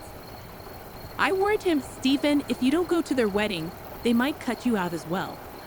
They've already done that to Lily. Are you sure you want to lose your brother over this issue? After a lot of back and forth, he finally agreed to attend the wedding. I was happy, thinking things might start to change. He witnessed how happy Cian and Jesse were without Lily's interference. They moved far away and organized the wedding to prevent Lily from showing up. Lily went ballistic when Stephen showed her the pictures, crying on his shoulders and making him stay with her for a month. Stephen even canceled our Colorado trip to make it up to her. I was heartbroken by how he handled the situation. However, I knew that we loved each other deeply, and breaking up wasn't an option anymore. All I hoped for was that Stephen would see the light and come to his senses about Lily's horrific behavior. Fast forward to 2 years ago, Stephen finally proposed to me, and I said yes. Lily was upset but put on a happy face for him. Later, I discovered that Lily refused to give Stephen her engagement ring because she was convinced I was a gold digger and that our marriage wouldn't last. I must admit, I adore the ring Stephen picked out for me. As engineers, we both earn well, and he was more than capable of buying the ring himself. Plus, I'd much rather wear something he chose than any of Lily's jewelry. Wedding planning turned into a disaster. Lily inserted herself everywhere she could, from cake tasting to venue searching. She detested my ideas and even attempted to change the theme. She called my vintage theme boring and tacky, and though I tried to ignore her, My then fiancé Stephen took her criticisms to heart. Stephen and I meticulously considered every decision we made. I finally had to put my foot down and talk to him about it. This is getting ridiculous. We're the ones getting married. Your mom needs to give us space to decide on our own. I don't need her input on everything. She dislikes everything I choose. You need to tell her to back off. I insisted. Tara, Mom just wants the best for us. She's been to more weddings than us, and I'm sure her input will be valuable to us in the future. You know she couldn't attend Cian's wedding. She just wants to enjoy mine, Stephen reasoned. I'm tired of hearing that excuse. She deserved to be uninvited from Cian's wedding. That was all her fault just because Jesse didn't allow her to interfere. I will not include her in everything. She's welcome to come along, but saying mean things about my choices is unacceptable. This is our wedding, Stephen. She already had hers, I argued. After much coaxing and begging, Stephen finally decided to tell Lily to back off. She threw a fit but toned it down a little. Sadly, Stephen prioritized her choices and changed many things. Initially, I felt pretty sad, but I also knew it was Stephen's day, so I went along in a few places to avoid more trouble. I hadn't yet developed a strong backbone, and Stephen was too engulfed in the fog to think clearly. The wedding turned into another disaster when Lily showed up in a white dress that was so sparkly and lacy, everyone could see it was a bridal gown. Thankfully, Stephen realized the problem with her dress and insisted she change before the ceremony. She tried to play dumb and claimed she didn't have another dress. At that point, my maid of honor and best friend produced a pale blue gown that fit Lily perfectly. Knowing she was planning to wear white, I went shopping and bought her a decent dress out of my own pocket. Lily was out of excuses and had to wear the dress. During the reception, she made tearful speeches about losing her babies to awful women, targeting both me and Jess because they were avoiding her. Lily also disparaged our relationship and tried to portray herself as the poor mother-in-law. The wedding guests looked awkward, and even her family was mortified. My maid of honor promptly took the microphone away and started to lighten the mood. During our honeymoon, Lily called us continuously, crying about feeling lonely. At one point, she was calling us 6 times a day. When she couldn't reach Stephen, she called me, accusing me of keeping him away from her. She insisted that no matter what I did, Stephen would always choose her over me. I reminded her that we were on our honeymoon and that she needed to stop calling us so frequently. When Stephen's phone died, he went back to our room to charge it. There was no reason for me to keep him away from her. I know how greedy you are, Tara. All you want is his money. You cannot accept it. He sends me money every month and brings me gifts. You want to isolate him so that you can take all this money. I won't let that happen. He has been taking care of me since his father died 10 years ago, Lily accused. Lily, I don't care if he looks after you. You are his mother, so it's natural he will send you money. I earn pretty well for both of us, so I don't want his money anyways. You need to stop accusing me of such things, I responded firmly. Shut up, girl. You can fool him, but I know what type of woman you are. Now hand over the phone to my baby immediately. I need to talk to him right now, Lily demanded. This was just one of the many conversations I had with her throughout the honeymoon. We returned home and had to deal with her crying for days because we didn't take her on our honeymoon. Imagine my surprise when she scolded my husband for going without her. Anyway, as usual, Stephen did everything to console his mother and ignore my problems. I was slowly learning to put up with her tantrums and speak out for myself. Everything was going more or less okay until a few months ago when I found out that I was pregnant with our first child. We were both ecstatic, and Steve wanted to tell Lily immediately. I was a little uneasy about it, but decided to let it go. I was sure she would be happy for her first grandbaby. Boy, was I wrong. The moment she knew, the waterworks and screaming started. She said I was baby trapping him and taking him away from her. It was all part of my grand scheme. She's sure I cheated on Stephen and was passing off the baby as his. My husband did his best to calm her down, but she refused to listen to him. By this point, I grew increasingly weary of Lily's antics. Her tantrums persisted for 2 weeks before she decided to pay us a visit. She arrived early in the morning and let herself in with a spare key. Lily seemed overly joyous about our baby and even attempted to shower me with gifts. Stephen was elated, believing Lily had finally accepted the baby. However, the reality was far from that.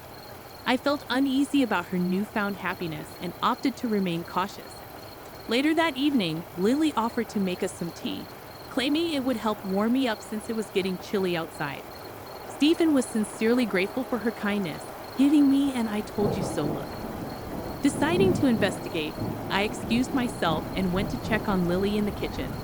I observed her making tea and adding something from a carton. Both my husband and I are lactose intolerant, so we only use a specific brand of oat milk for our tea. The carton Lily used was not the one we normally use. While she used the oat milk for 1 cup, she poured from the suspicious carton into the other. Initially, I brushed it off, assuming she was simply using another type of vegan milk for variety. However, I remained uneasy when she placed the suspicious mug in front of me. In an impulsive move, I discreetly switched my husband's cup with mine when they weren't looking. We drank our tea, and the entire time, Lily smirked at me from across the couch. Thankfully, nothing happened for the rest of the night. However, in the early hours of dawn, I heard my husband throwing up in the bathroom. He made several trips, and the noise woke me up. After a while, I saw him lying on the couch in the living room, clearly in pain. When I approached him, Lily emerged from her room, looking concerned. Upon seeing Stephen's distress, she began to ugly cry. It was then that I realized she had used cow milk in our tea. I was seething with anger, but first, I had to get Stephen to the hospital. I called 911 and requested an ambulance because Stephen was experiencing intense stomach pain and was on the verge of passing out.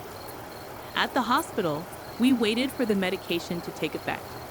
When the doctor arrived for a consultation, I took Lily with me and made her confess in front of Stephen and the doctor. She was worried about her son, so making her confess wasn't difficult. The doctor shook his head and informed us that Stephen needed to be hospitalized for a day.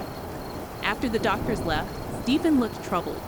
Suddenly, the fog started to clear in his head, and he was baffled by what Lily had done. He asked her, "Mom, you know I'm allergic to milk. Why did you use it? We don't even keep cow milk in our fridge. Why did you bring it to our house? Even Tara doesn't drink cow milk, and you are well aware of that." Lily responded tearfully, "Stephen, trust me, I didn't want to hurt you. I don't know how this happened. Of course, I know my baby can't have milk. I am your mother." Stephen pressed further, "Then why did you add milk to my tea, Mom? What happened?" Lily continued sobbing in a corner, prompting me to reveal the truth. "I know why Lily brought cow milk into our home. You weren't supposed to drink it. It was meant for me." Stephen was shocked. "You can't drink cow milk either. I'm sure Mom knows that as well. Why would she bring cow milk for you? I don't understand." I explained, "Lily just wanted to hurt me and our baby. I don't know what she wanted to achieve, but she wanted me to suffer. She gave me the cup you drank from. I switched our cups when she wasn't looking because I didn't want to risk the health of our child." Turns out I was right. Stephen was devastated and apologized profusely to me. He vowed to keep Lily away from our lives. I comforted him as best as I could and took him home the next day. I also changed the locks on our house while Stephen was in the hospital. He called Lily and informed her that we were going no contact with her for good, despite her protests and pleas. Stephen firmly stated, "Mom, after what you've done, there's no way I want you around. I always stood up for you and defended you.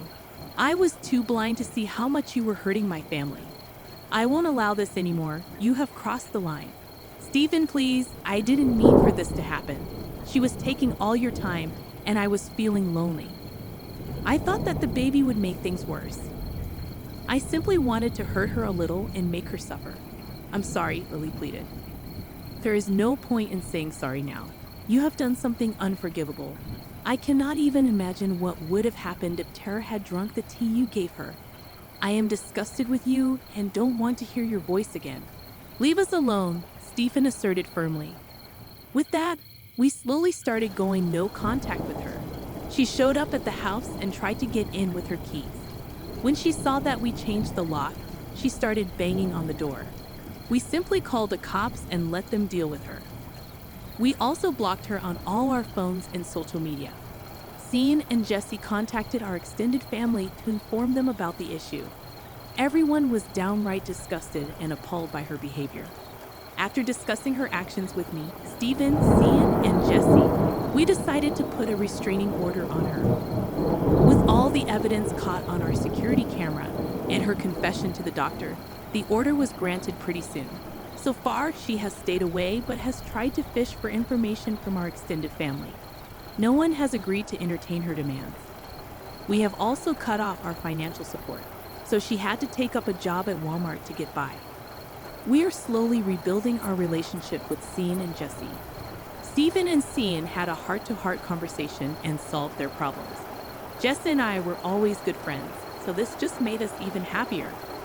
Thankfully, my husband has finally come to his senses and protected me from Lily. We are now pretty happy and eagerly waiting for the birth of our child. To be on the safe side, I reminded my husband that I won't allow Lily to ever have a relationship with our child. To my surprise, he agreed to this condition immediately. We've been enjoying the peace in our household after Lily is gone for good. We might just move to Cian City after our child is born. I am not sure what the future will bring, but I am positive we will get through everything together. My name is Leah, and at 33 years old, I work as a civil servant in a national administrative agency. Life has been demanding with a hectic schedule, but I'm doing what I've always dreamed of since my student days, so I feel fulfilled in my career. In my personal life, I've been living with my partner, Hugh, for 5 years. While we're not officially married and are considered a common law couple, Hugh's parents often mention that we should think about getting married for our future. However, we haven't taken that step yet. My family has always been deeply rooted in male chauvinism, prioritizing the eldest son above all. Despite being my parents' first child and the first grandchild on my dad's side, I've never felt valued. Tomorrow, there's a talent show at TCH school, and I've invited my parents countless times only to be mocked and dismissed. They would say hurtful things like, "If we had time, we'd rather sleep," or "You're really stupid if you don't understand that." Seeing my friends' parents take photos and videos during school events was particularly heartbreaking. Before I started elementary school, my brother Miles was born. The joy he brought overshadowed everything else. Even my workaholic dad would rush home if mom texted about Miles feeling unwell. They would stay up all night taking care of him. When I started elementary school, neither of my parents attended the orientation, citing they were too busy with Miles. I felt utterly alone on my first day, watching other families take commemorative photos. Not only my parents but also my grandparents treated Miles as if he were the only grandchild who mattered. His paternal grandparents, who lived with him, showered him with gifts and took him everywhere. This upbringing made Miles selfish and arrogant, especially towards me. He would take my things or destroy them without consequence, and my family would dismiss my complaints. This cycle of neglect and favoritism continued throughout my childhood, leaving me to grow up without feeling any warmth or love from my family. I had one simple wish: to attend college as far away from home as possible, effectively cutting ties with my family. At home, my brother Miles was always in the way, or I'd get stuck with chores that disrupted my studies, so I buried myself in books, libraries, and empty classrooms after school. To cover college application fees, travel expenses for school tours, and exam costs, I worked part-time at grocery stores. All that effort paid off when I got accepted into a prestigious university. My parents and grandparents couldn't care less.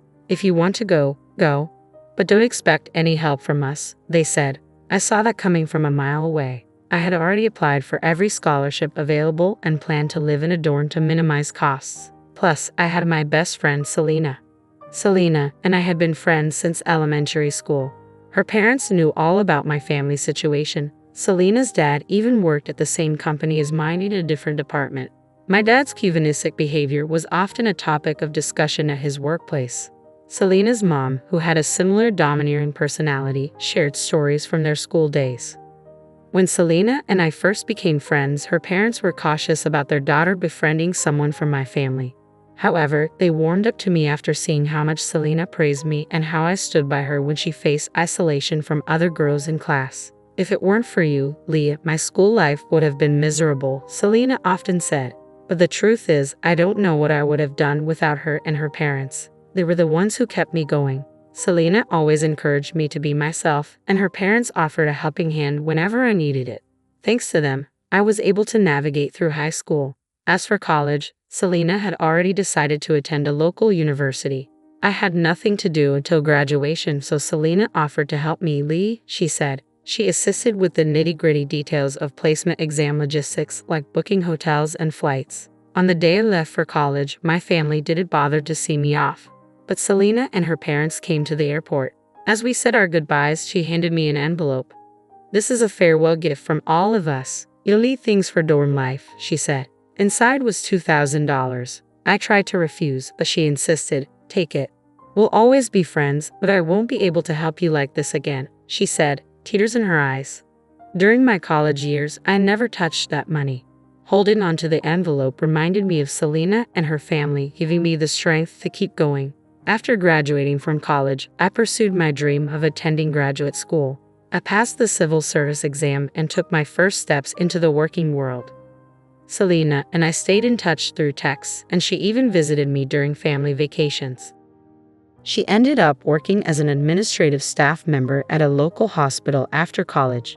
8 years later, I returned to my hometown for the first time in 12 years. I was invited to Selena's wedding, where she married a doctor from the same hospital where she worked.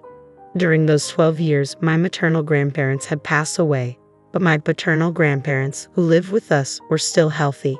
My brother Miles had enrolled in a prestigious middle school, considered the most challenging in our area, that same year. When I went off to college, my parents were proud, often boasting, "Miles is just like me, so talented. We're excited for his future. We might even send him abroad for studies." Miles, considered a child prodigy in elementary school, found himself among equally capable students in his new school. However, he was shocked when he scored average on his first exam. "This can't be the real me. I'm better than this," Miles insisted. Instead of putting in effort, he blamed everyone else. Teachers, classmates, even the school's timing for his shortcomings. By the time he reached 9th grade, the school suggested transferring might be less stressful for him. But both Miles and my parents couldn't accept this reality, driven by their pride. Miles continued on to high school, where he struggled to keep up and eventually dropped out. Meanwhile, I was in grad school when my parents suddenly asked, "Aren't there any schools there that Miles could get into? The more prestigious, the better. A school with tradition would be ideal." They even hinted if I knew any influential professors. I tried to explain the impracticality of their expectations, but they accused me of being cold and heartless. I stood firm, insisting that some things are simply impossible. Eventually, we lost contact. According to Selena, who stayed in our hometown, my parents enrolled Miles in an online high school. They made excuses, claiming, "Our son is too exceptional for regular education. He would only attract jealousy and make life difficult for himself." Miles graduated from the online high school, attended a local college, and secured a job at a subsidiary of my dad's company through my grandfather's influence. Through this connection, I crossed paths with Miles again. When I returned to my hometown for Selena's wedding, I arrived 2 days early at her request. She had something important to discuss. Unenthusiastic about visiting my parents, I opted to stay at the hotel where the wedding would take place. I spent leisurely moments with Selena, including trips to the spa. We were invited to dinner by Selena's parents, and it was during this dinner at the hotel restaurant that I unexpectedly encountered Miles and my parents. At first, they didn't recognize me. I suppose it was understandable. When I lived at home, I was thin and didn't prioritize my appearance like other girls. It was only when my parents greeted Selena's parents that they realized I was their daughter. "Leith, is that you? You're back in town. My, you've changed," my parents exclaimed warmly. "Are you free later? Maybe we could." I wasn't in the mood for their sudden friendliness. "I'm heading back right after Selena's reception, so I don't have time," I interjected, then quickly excused myself. I did catch Miles' eye, but to be honest, I wouldn't have recognized him on the street. He had lost his youthful look and now exuded a demeanor that seemed cunning. After the wedding, I returned to my condo. Soon after, started receiving messages from my parents and Miles, who had obtained my number from Selena's parents without my consent. According to a message from Selena's father, who apologized for giving them my contact information, They wanted me to attend Miles's wedding. Miles is getting married, yes, apparently to the younger sister of a college classmate. She's only 21 and quite beautiful, my parents messaged me. What does that have to do with me attending? I responded, puzzled. According to Selena's father, Miles had secured his job through my grandfather's connections, but his overinflated self-esteem often clashed with his actual abilities. He had developed a habit of looking down on people, dismissing those who stayed in our hometown as insignificant. Consequently, when he announced his wedding, nearly everyone from colleagues to bosses found excuses to avoid attending. I had every intention of feigning a terrible cold that day, or at least using my tarot card reading as an excuse to avoid going anywhere near the wedding venue. Planning to have a cold, huh? I see, I thought to myself wryly. My parents and Miles seemed determined to match or exceed the number of attendees from the bride's side. Even though I'm not the most exuberant sister or daughter, they apparently felt it necessary to have me there, especially given my graduate degree from a prestigious university and my government job. Their shallow reasoning annoyed me to no end. Competing over the number of attendees is absurd, I muttered to myself.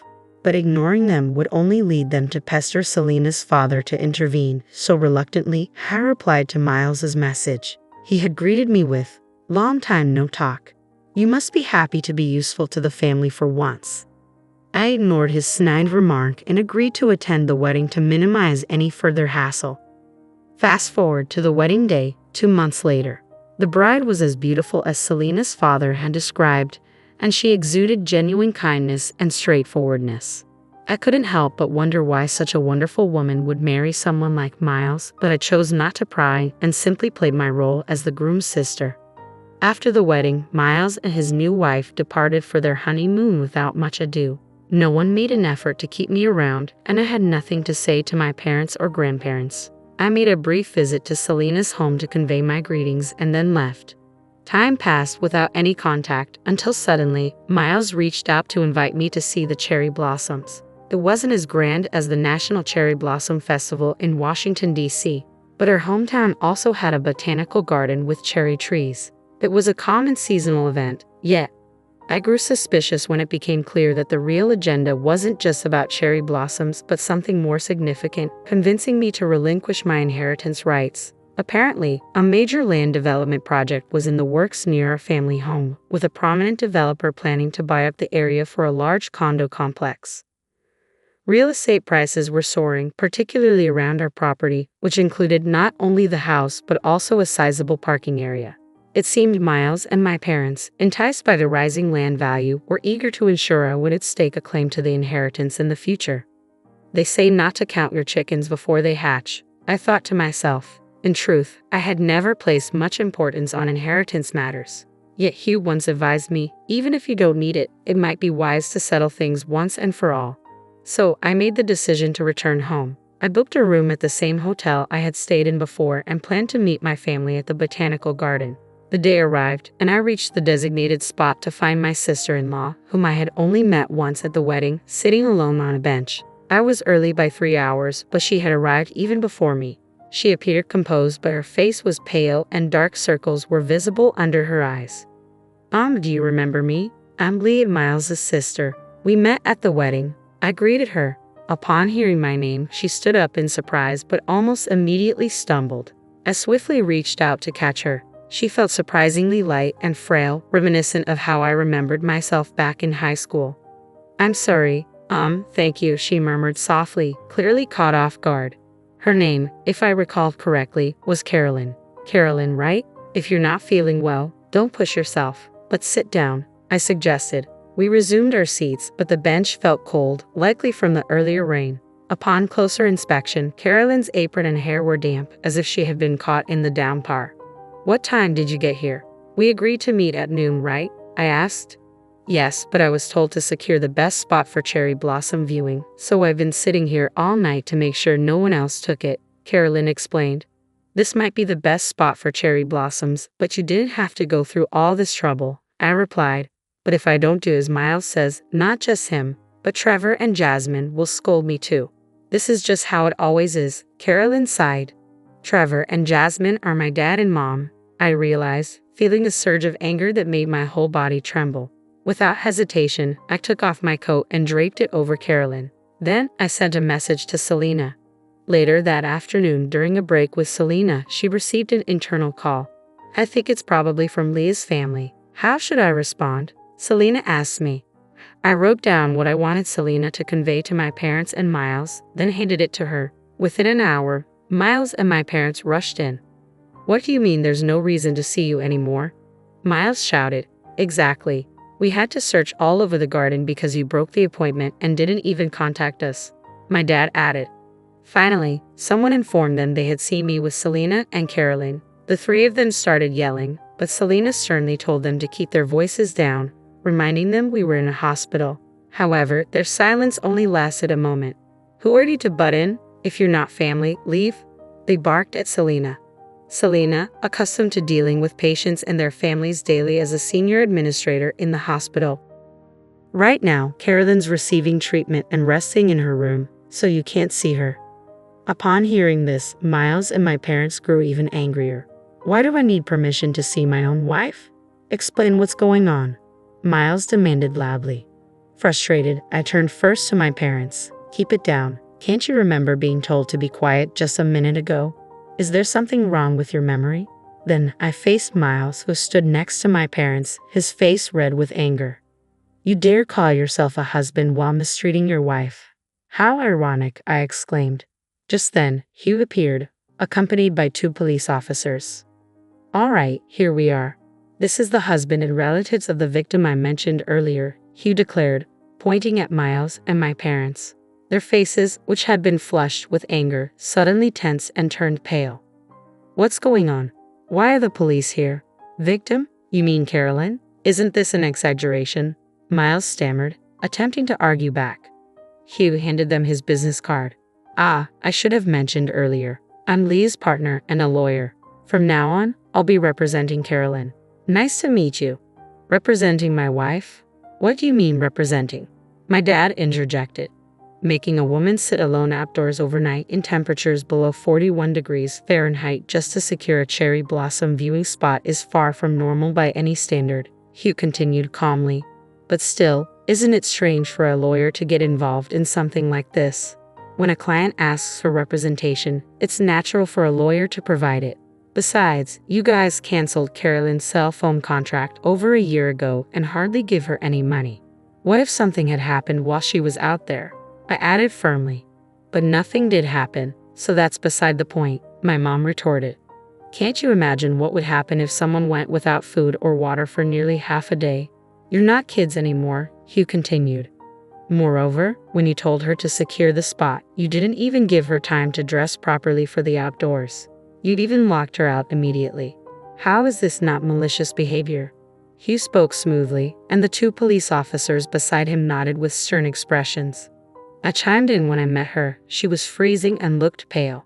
That's why we brought her to this hospital in Selena's car right away, I explained. Actually, I was at the botanical garden 3 hours before meeting Miles and my parents because I had plans to meet Selena. I had texted Selena that I was meeting Miles and my parents under the guise of cherry blossom viewing. She suggested I take a stroll in the botanical garden to calm my nerves. Before that, I agreed as I was feeling a bit uneasy. Thanks to arriving much earlier, I was able to find Carolyn in poor condition, Selena interjected. I immediately called my husband, who is a doctor, and he advised bringing her to the hospital as soon as possible. He even came to pick us up on his way to work. Thanks to that, Carolyn received prompt medical attention, and her body temperature and color soon returned to normal. In the meantime, based on my husband's diagnosis that she was both physically and mentally weak, she was transferred to the inpatient ward, Selena concluded. During the ride to the hospital and between examinations, Carolyn shared her story with us, shedding light on the true extent of her ordeal. I sought Selena's advice and contacted Hugh, who promptly arrived to act as Carolyn's attorney. Consulting with the police and notifying Carolyn's family, Hugh stated firmly, "As far as I'm concerned, your actions against my client could be considered assault." Naturally, I plan to file a complaint in that regard. Miles's face turned pale upon hearing this. Assault?